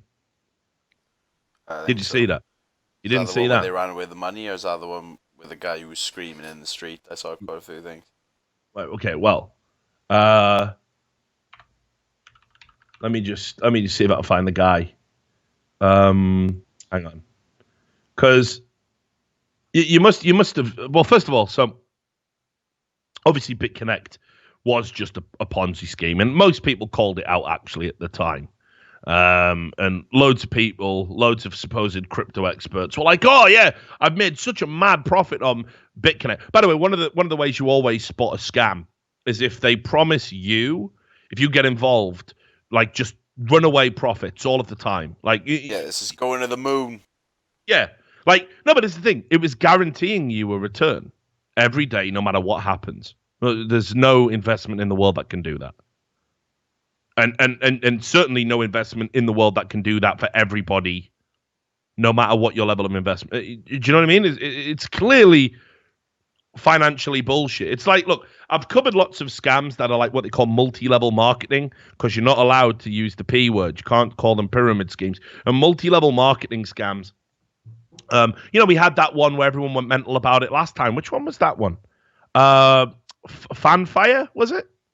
Is that what it was called? Fanfiber? No, hang on. I want to get it right. I don't want to get it wrong. No, not Fanfire. Or was it Fanfire? It changed its name halfway through. It was the one T. Martin promoted. And then they said they had no connection to his stuff. Anyway, I did a video about it, and I just felt so sorry for the people that were replying in that video. It's still on the YouTube channel. People can find it. People were just messaging me saying, "Yo, listen, this definitely works, and you shouldn't fucking, be criticizing this, and you must." There was loads of people saying you must take this video down because the company says they will not start releasing profits or their product or opening recruitment until all videos critical of it are removed from the internet. So they were like even trying to weaponize like the people they'd scammed and roped into believing that this very obvious pyramid scheme, multi-level marketing scheme. It's United Games, by the way. That was United, yeah, but it changed its name after that. Yeah, I'm reading your report on it now. Yeah, changed its name. I think it was Fanfire, actually. I'm pretty sure. No, it wasn't, because that's something else. It did change its name to something with fire in. I want to say fire. Fuck, I've been make it clear. Fanfire is not the thing I'm talking about. But anyway, so United Games was absolute nonsense. It was a very obvious pyramid scheme. And I felt sorry. This is why I never did a follow-up video on it. I'd proved that the office where it was registered was actually just a hired building where anybody can go there and you can pay $50 to just hire fake office space. And it was like the only people that this video was going to benefit were just in too deep. Like, they just wouldn't have believed it. You could have put any evidence in front of them. And it's quite sad because this is what happens with these get-rich-quick schemes. Anyway, BitConnect was like that. It promised you runaway profits all of the time. You were going to get them. If you got in now, you were going to get 10% all the time. It was, this is it, yeah. It was saying you were always guaranteed profits, blah, blah, blah. So anyway, that went under. Of course it went under because it was nonsense. It was just a massive scam, and now they're like trying to give people back a devalued token and blah, blah, blah. It's gibberish. But there was did you see the video of the guy who ran BitConnect where he was on stage singing it? Yeah. I mean, feel free to dig that up while I'm talking about this other thing and just bring it up, because I think people need to understand, if a guy gets on stage and promotes his fucking get-rich-quick scheme in the same way the BitConnect guy did it, it's absolutely a fucking scam. I mean, it absolutely is. It was some of the most embarrassing, cringe-worthy shit I've seen. I think I got linked to it at the time. The BitConnect! I was like, this can't be real. This can't be fucking real. But people bought into it. In fact, I'm pretty sure. Let me find you a tweet. Now, obviously, I'm friends with Mo. I do like Mo, but I just wanna find this fucking tweet he made. It is pretty funny. All banter. Might have to take a Brexit on this. It's taking too long. It's taking too long, isn't it? I've sliced it out. Well, anyway, more fucking timestamp all this. Yeah. Who the fuck is that guy? Right. So basically, Moore put a tweet out saying, "Great returns on my initial investment with BitConnect. I've reinvested all my profit." And it was like he was advising people to do the same thing. Look, I'm going to tell you this now. I don't give a fuck. Crypto cultists, fucking come at me. You're all stupid. Here's the reality. Every economist will tell you that the non-fiat cryptocurrencies are literally the only value they have is in the hope that if you buy them and somebody else wants them, you can sell them on for more than what you paid for them. That's it. That type of investment isn't sustainable. I saw somebody tweet at me going, "What do you mean? If you buy stock and you expect it to go up and you sell it on?" Okay, well, stock will always have some value. Even if a company goes bankrupt, they sell their assets to their creditors, and you can usually get wind and dump your fucking stock. Not always. And yes, there's been many a stock scam. Guess what? Those were scams. I don't get what your point is. The pump and dumps. The guy, the fucking Wolf of Wall Street guy. John Belfort. Yeah, he's been on all of the fucking, money shows lately. Just saying, like, this operates the exact same way as the shit low-level penny stock investments that I would force on my people, and everyone should stay away from crypto. And I've been telling people it. In fact, I've talked to a lot of these supposed crypto experts, because this is how you know it's a scam. Because everyone's starting ICOs and shit and fucking crypto and all this nonsense in fucking esports. Right? Well, mate, if I wanted Toby Wan's coins, Giving it now. Here's the thing. Wish him all the best with his business model, but I would advise against being involved in any ICOs or cryptos. I wouldn't do it personally. I would advise people not to do it. I wouldn't put my name on something like that. I couldn't do it in good conscience. I think, I wish everybody all of the success. And I'm definitely not talking about Toby in this instance. Maybe he's got a business model that's completely different. Maybe it all works out and it's all good. And, certainly the way it's all modeled and tailored towards how, increasing the value. It's an actual product at least. Yeah. There is a product at least, right? So I'm not necessarily talking about his, but I've seen some fucking genuine ICOs like Wax Token. Fuck that. It's garbage. It's garbage. Don't bother. And if you see one of the esports people, this is how you spot them. This is like they were involved in the skins casinos. They were involved in the case opening scams. Do you know what I mean? Now they're involved in fucking. There you go. There it is.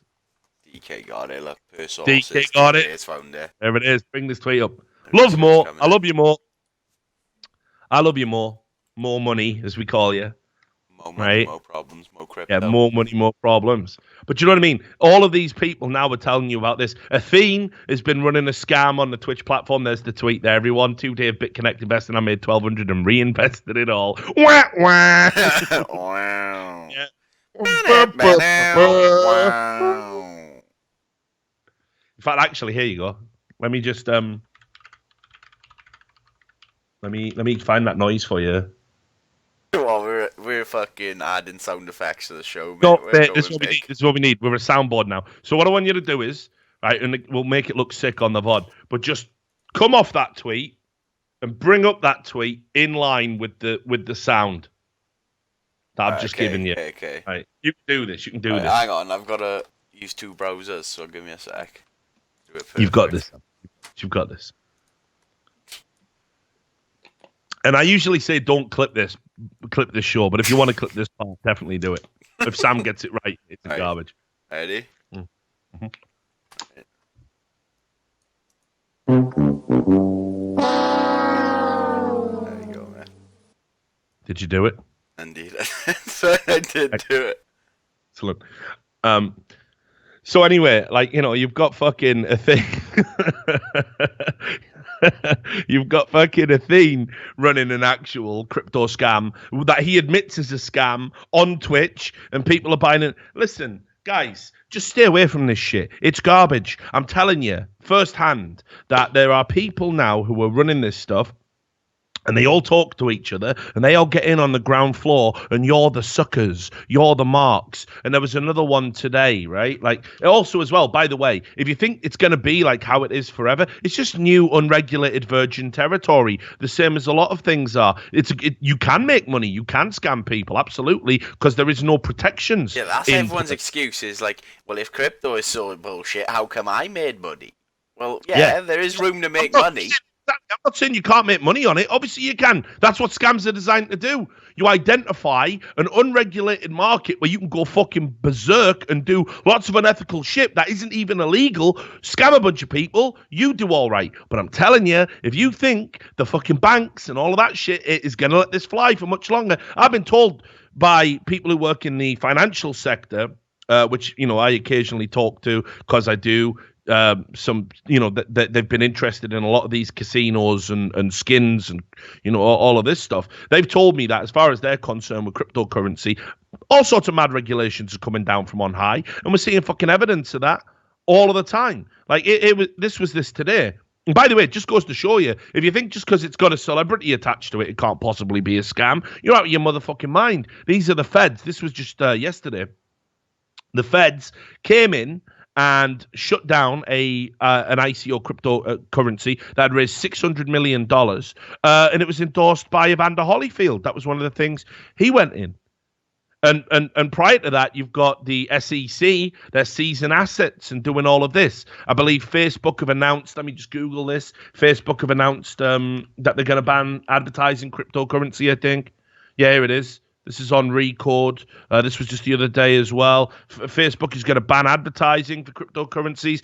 We've seen laws introduced in China, Korea, all of this saying non-fiat cryptocurrencies are going to be heavily regulated, if not banned outright. Guys, it's just another bubble. It's going to fucking burst. The governments aren't going to allow it to fucking last. So if you're one of the people who can afford to take the risk of getting in now, and maybe making a little bit of money with nothing to lose, power to you, I suppose. Just know it's all bullshit. Don't come at me and say it's the future. And this is how you smash the system, and you're an old man and you don't understand it. It is garbage. It is smoke and mirrors. It's never going to be allowed to succeed, even if you actually had something. Now, I'm not talking about blockchain. Anybody who talks about, but you just, why can't you defend blockchain technology? Always said it, my stance. I think the blockchain technology is pretty interesting and will definitely be used for actual things that have a real world purpose besides peddling this bullshit. But crypto itself, all nonsense, all bullshit. If you think otherwise, I'm sorry, I got a fucking bridge to sell you. You're just getting scammed in the same way. And the only other people who aren't, you'll notice these like crypto, like you said, cryptocurrency entrepreneurs and all this. I did a tweet saying it's just the stock market for neckbeards.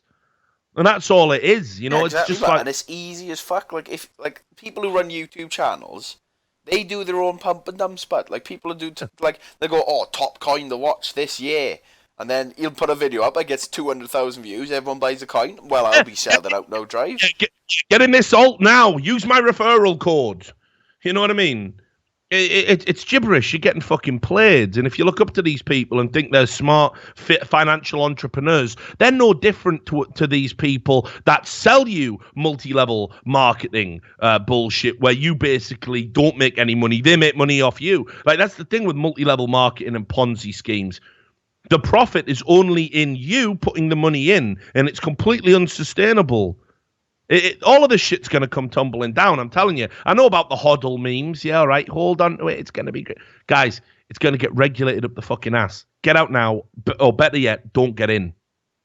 My advice. Anyway, why are you talking about crypto? Why are you ranting and raving? Because you are going to get killed by some foaming cryptocurrency nutcase now. Yeah, no doubt. Just another group of fans who were so fucking twisted and fucked in, but this is the thing I care about so much, so it must be real.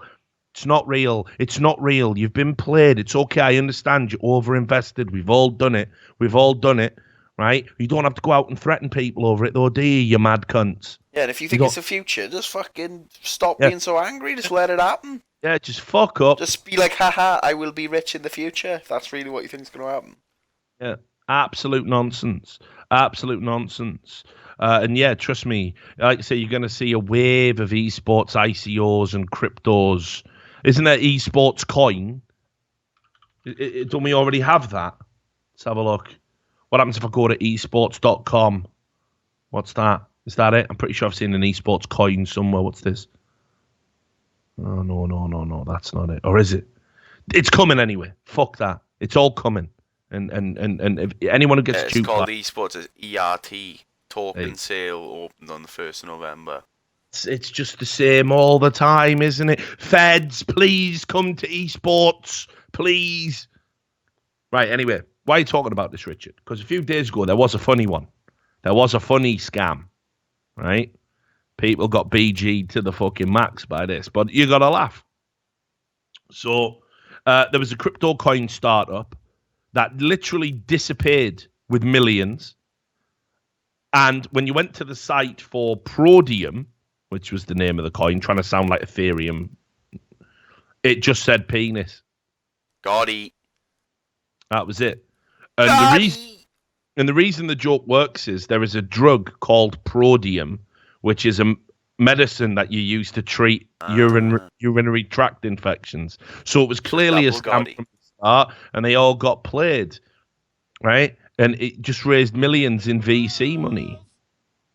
It's all good. Nothing could possibly go wrong. We take money and put it in, and it's all fine. And hey, I'm a fiend, and I'm telling you it's a scam, so it's okay to scam you. Just on the off chance you think it's a double bluff, or I have to say it for legal reasons. This is fine. It's not fucking fine. But there was that. Obviously, the BitConnect shit. There was another fucking funny one. Yeah, get this. Hang on. This was unreal. There was something called Ponzi coin, I think. And I think it robbed everyone. And people were surprised. Do you know what I mean? It's like, guys, please, please just get a grip of yourself. It's just numbers. None of it's real. Or just know that once you invest, it's a gamble. If you just go in knowing that, But it as lost. The gamble is you get out before the Yes, yeah. It's a gamble that you find a bigger idiot. All the people who were holding on to it forever definitely go down with the Titanic, by the way. These are the ones who were saying, oh, a lifeboat. Actually, I'm going to wait for a luxury yacht to come by. You know, you're dead. You're drowned. Hypothermia. You're fucked. Eventually, on a long enough time scale, because this is going down. Mark my words. You can say, oh, Richard, you just don't understand it. What about this? What about...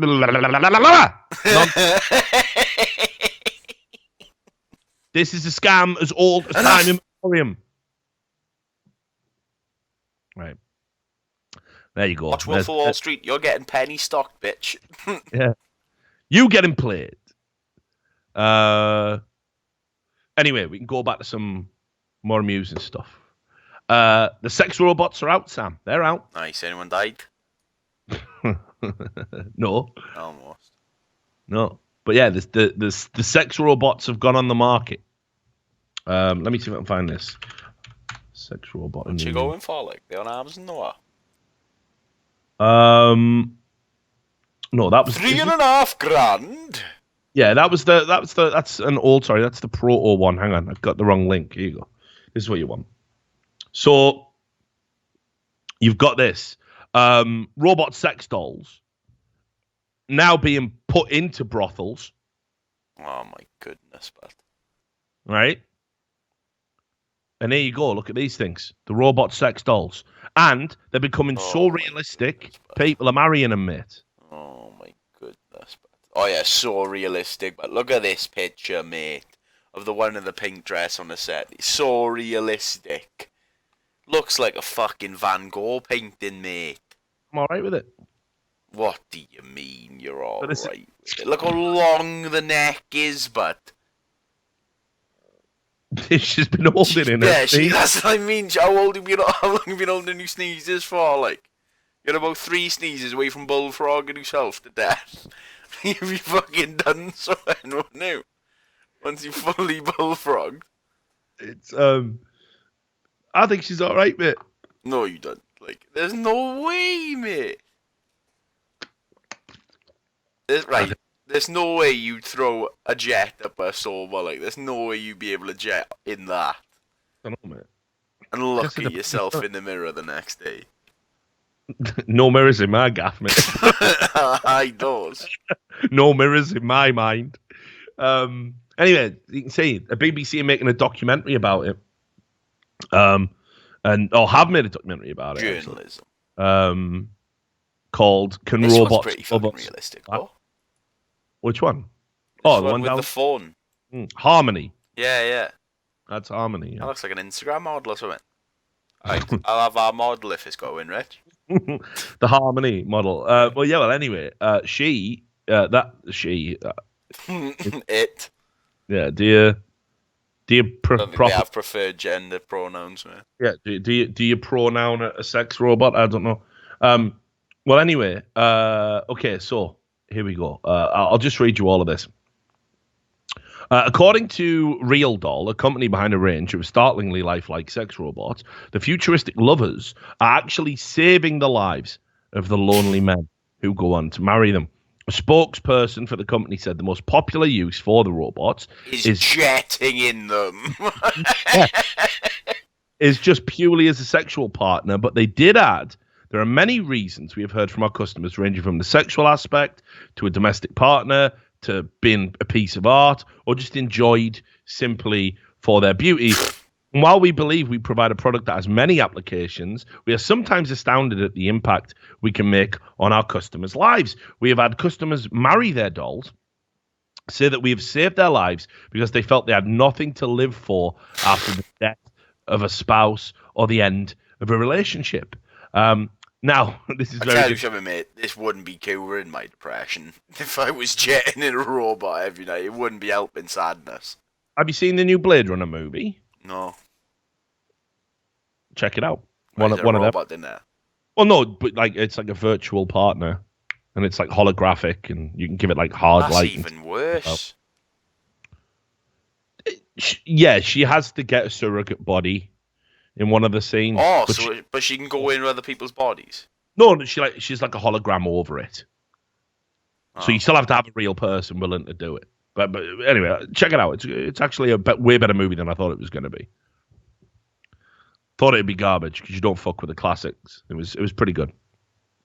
Anyway, so a robotic psychologist, Rebecca Rousey, said, "We have to consider if robots will have their own sexual desires and what will motivate these desires." Here we go, mate. Can you imagine that, right? Here we go. Imagine if you can't make a robot come, mate. What's that That's what going I'm to do saying. for your No, but that's what I'm self-esteem? saying. That's what I'm saying. So I am displeased. you're inadequate with women, so you go out and you get a robotic woman.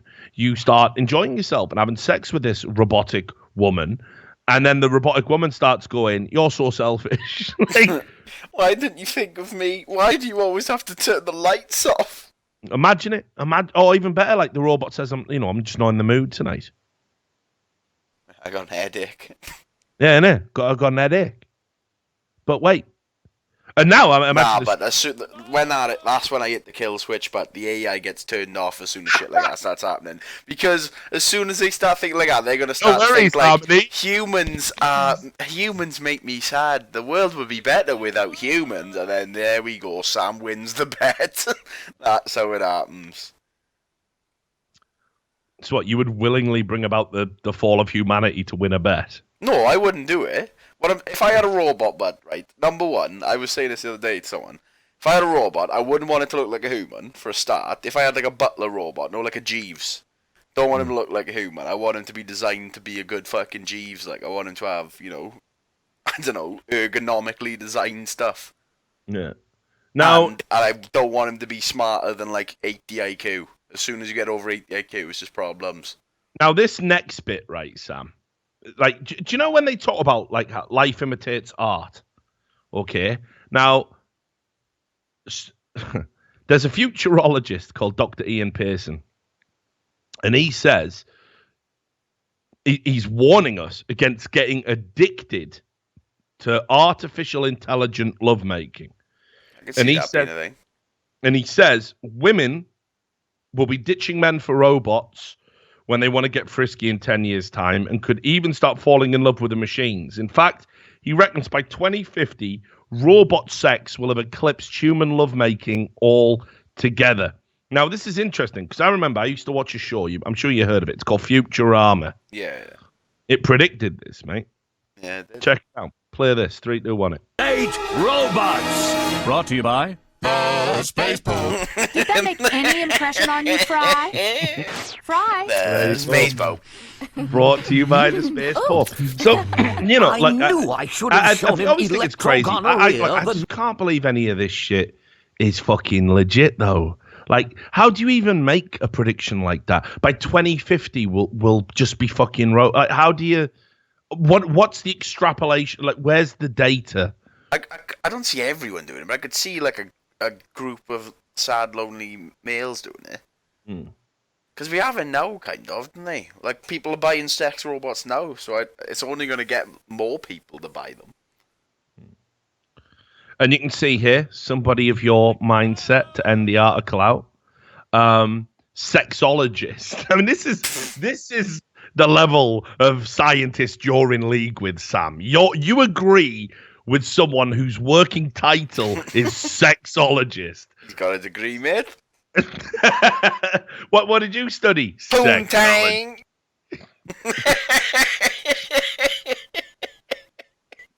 You're a fucking mess. I got a master's degree in mufflers. Right, so here you go. Yeah, the sexologist Lev Sheglov.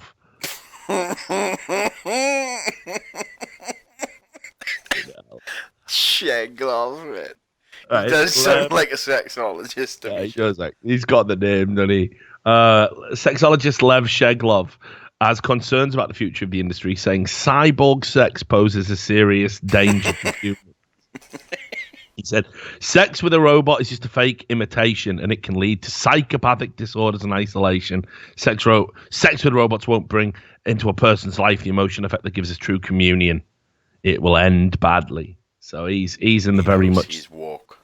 Yeah, he knows that sex robots. It's a disaster waiting to happen. Right, let's see what else we got here. We did pick out some other fucking mad ones. Oh yeah, I got him. While we're talking about sex, we'll definitely throw this one in. So it's obviously not appropriate for me to have ever seen it because it was definitely after my time as a child. But maybe you, Barney. How old were you on Barney? I watched some fucking Barney, but like, did you appropriately watch Barney, or did you watch it as an adult when you were stoned? Nah. I must have been like 4 or 5. All right, okay. Maybe 6. I don't know. It was all when I was a kid. Yeah. So Barney, everyone. Yeah, there you go. 2004. Yeah, there we go. Our lines up. Yeah. All right. So I mean that can't be true because I was in my 20s. Like, there's not like a 20-year difference between us. Yeah, I was like 8 at the time. 22, but. All right.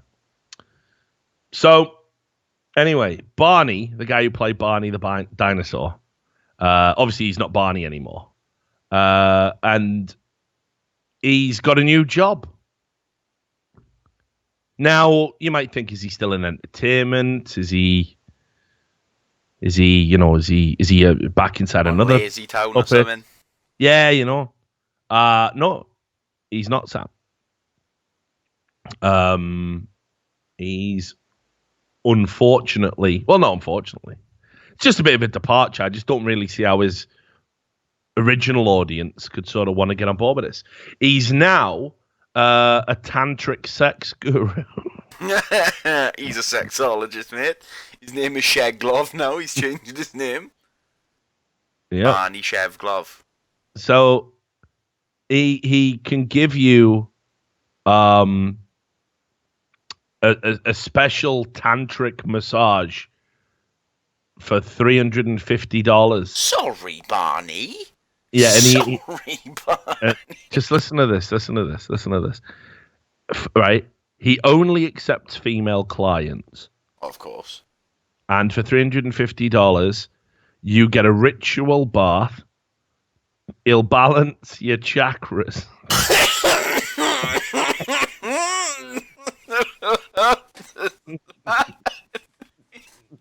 What's the chakra balancing? Oh, your chakras are all fucked up. Have you been holding in sneezes because you've blown your chakra out? I'll balance your fucking chakra, mate. I'll balance your chakra, mate. Anyway, you balance your chakras and give you a massage.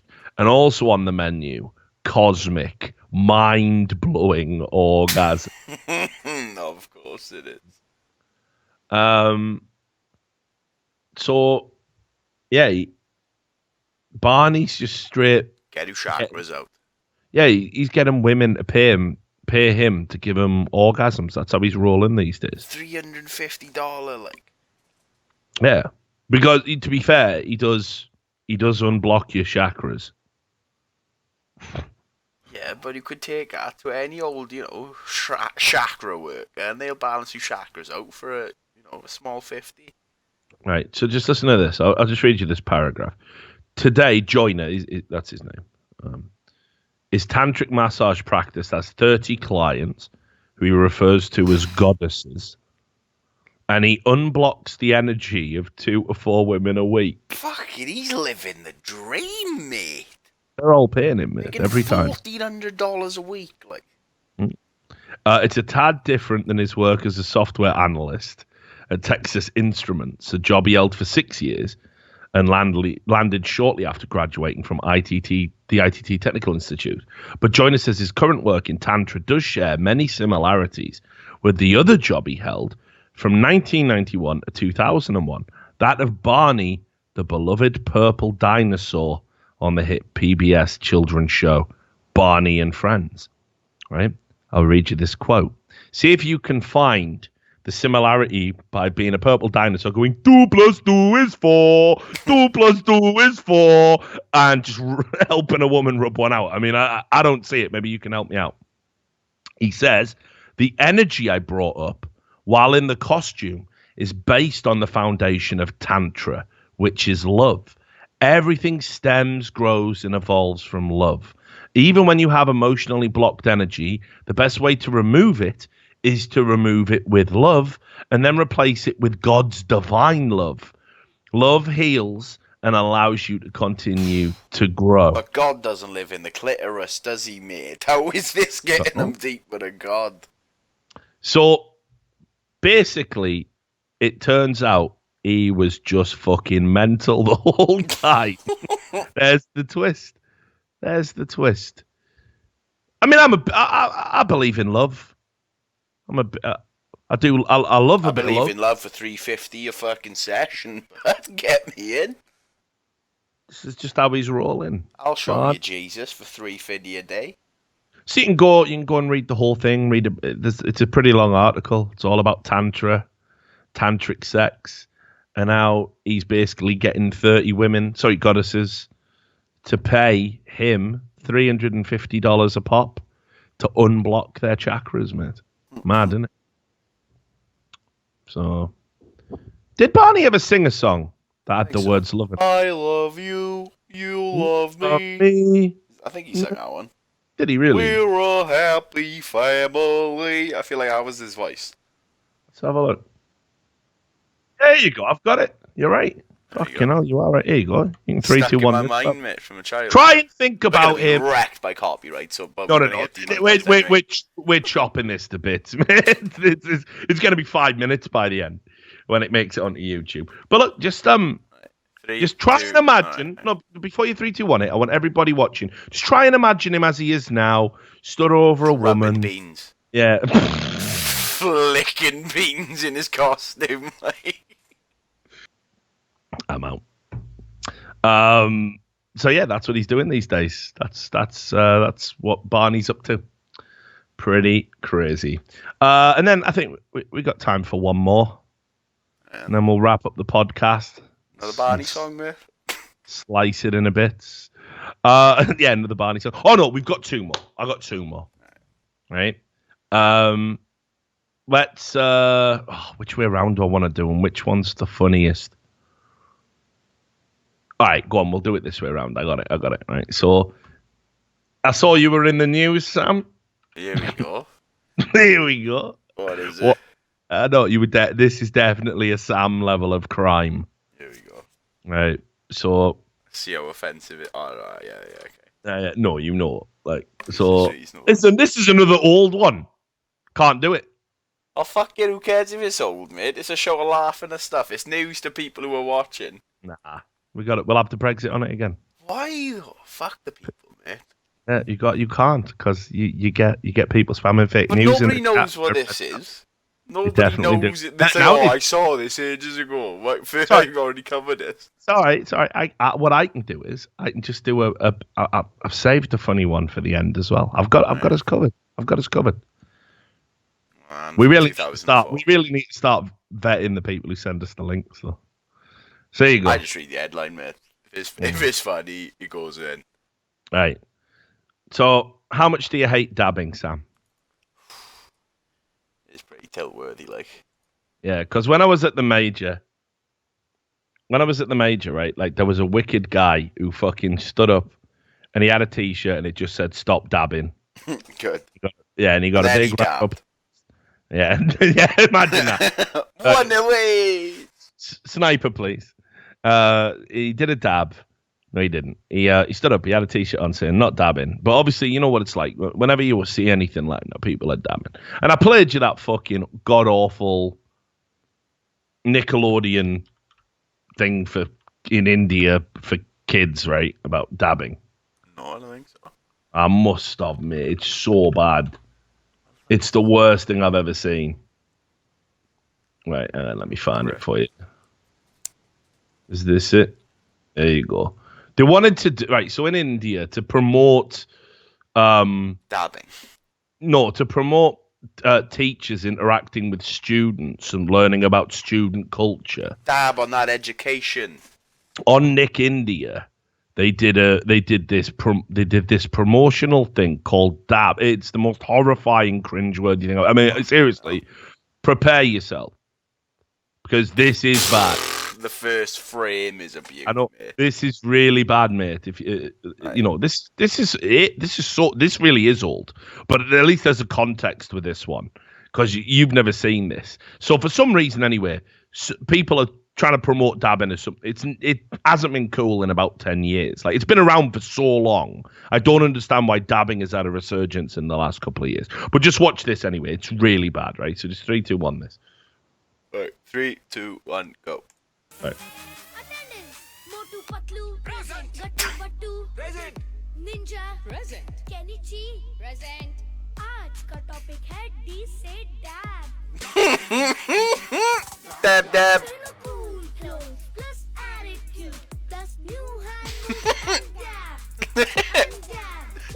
And dab and dab and dab. This teachers, they let the kids teach you how to be cool. Let's see teachers Nickelodeon style without Gurukuls. And dab. And dab. Now, if you watch that a few times, you'd really hate dabbing. Like, you really would. You would absolutely hate dabbing, right? And I do hate dabbing. They made me dab once on an episode of E-League, and you can see it's the saddest dab of all time. I don't know if you've ever seen the picture of it. I want to see if that's a thing. Please tell me that doesn't come up. Richard Lewis dab. No, thankfully there's nothing There's tagged. an emote of it, and I've just got those. So. Yeah, there is an emote, but yeah, it was the saddest, slowest dab. Good job, Sam.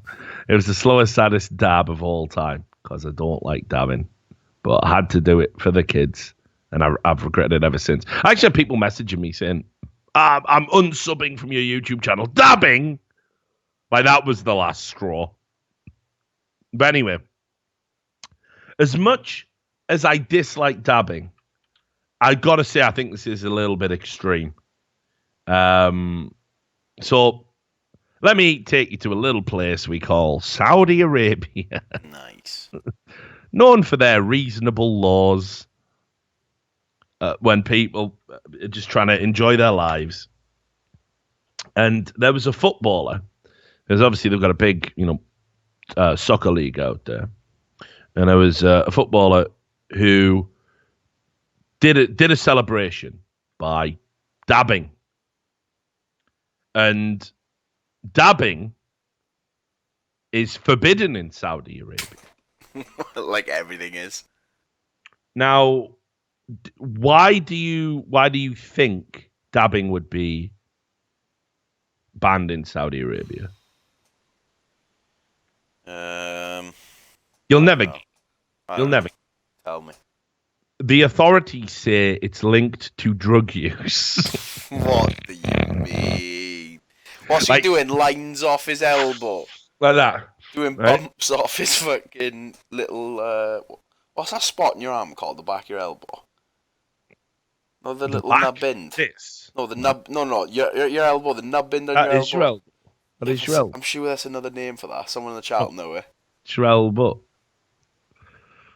But basically... Weenus. That's Your not weenus. It's called a weenus. There's not a weenus. Look, the chat, no, weenus. Mate, they're baiting you. No, it's true, weenus. What the fuck is a weenus? The little nub end, right, of your elbow, where all the skin, the thick skin is. It's called a weenus, mate. How have I gone my entire life not knowing that there is something on my arm called a weenus? Oh, well, it's not medically called a weenus. It's like a gooch, it's just a nickname. Oh, is it? Yeah. The loose skin covering the outside of the elbow joint. You have a looser weenus than I do. You could use some moisturiser for your face, hands, knees, and weenus. There you Come go, on. mate. Mate, people are having their fucking eyes out. Getting your Right. weenus out. They just made up a word. It's not even a thing. You can't just call it a weenus. Well, it's known as a weenus now, mate. Seems like they did it. Right. Well, let's fucking let's close out this fucking show by talking about this footballer. So anyway, Doing the a clip line went on out. his wayness. The clip went out, and when the clip came out, the commentator is going, "Oh no, no, no, no!" Like going absolutely berserk, like you shouldn't do that. Like don't dab it. Like it's this mad, taboo, insane thing to do, and there's a good chance that he's gonna be arrested and face legal action, because the same thing happened to a singer last year when a singer came out and dabbed on stage. And I promise this isn't a wind up. I've seen things like this on 4chan. But the Saudi Arabian authorities have been saying, like, you shouldn't be dabbing. It's dangerous. It encourages drug use. It's got links to cultures that are into drug use. I swear this isn't made up. This is obviously on the BBC. They would never lie, would they? But you can see here, this was a warning that was put out. It looks exactly like the 4chan fake, you know, the hoax they put out. But just look at that, mate. It's fucking mental.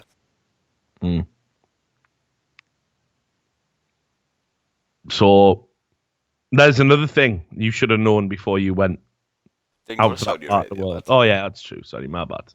Went to United Arab Emirates. So there you go. You know, obviously no dabbing. Sure, stop dabbing. Sure, don't go to jail for dabbing, please. It's definitely no one's doing drugs while they're dabbing. I want to assure you, on behalf of all the dabbers. You know, but there you go, and you can see people were even replying saying the anti-narcotics body is fighting dabbing. So why would you do it as a professional footballer? So that footballer probably is going to get absolutely fucked. Reasonable. Yeah, good to know. How dare you do a dance move? Mad. Yeah, to be fair, it is a dance move associated with drugs. Stones.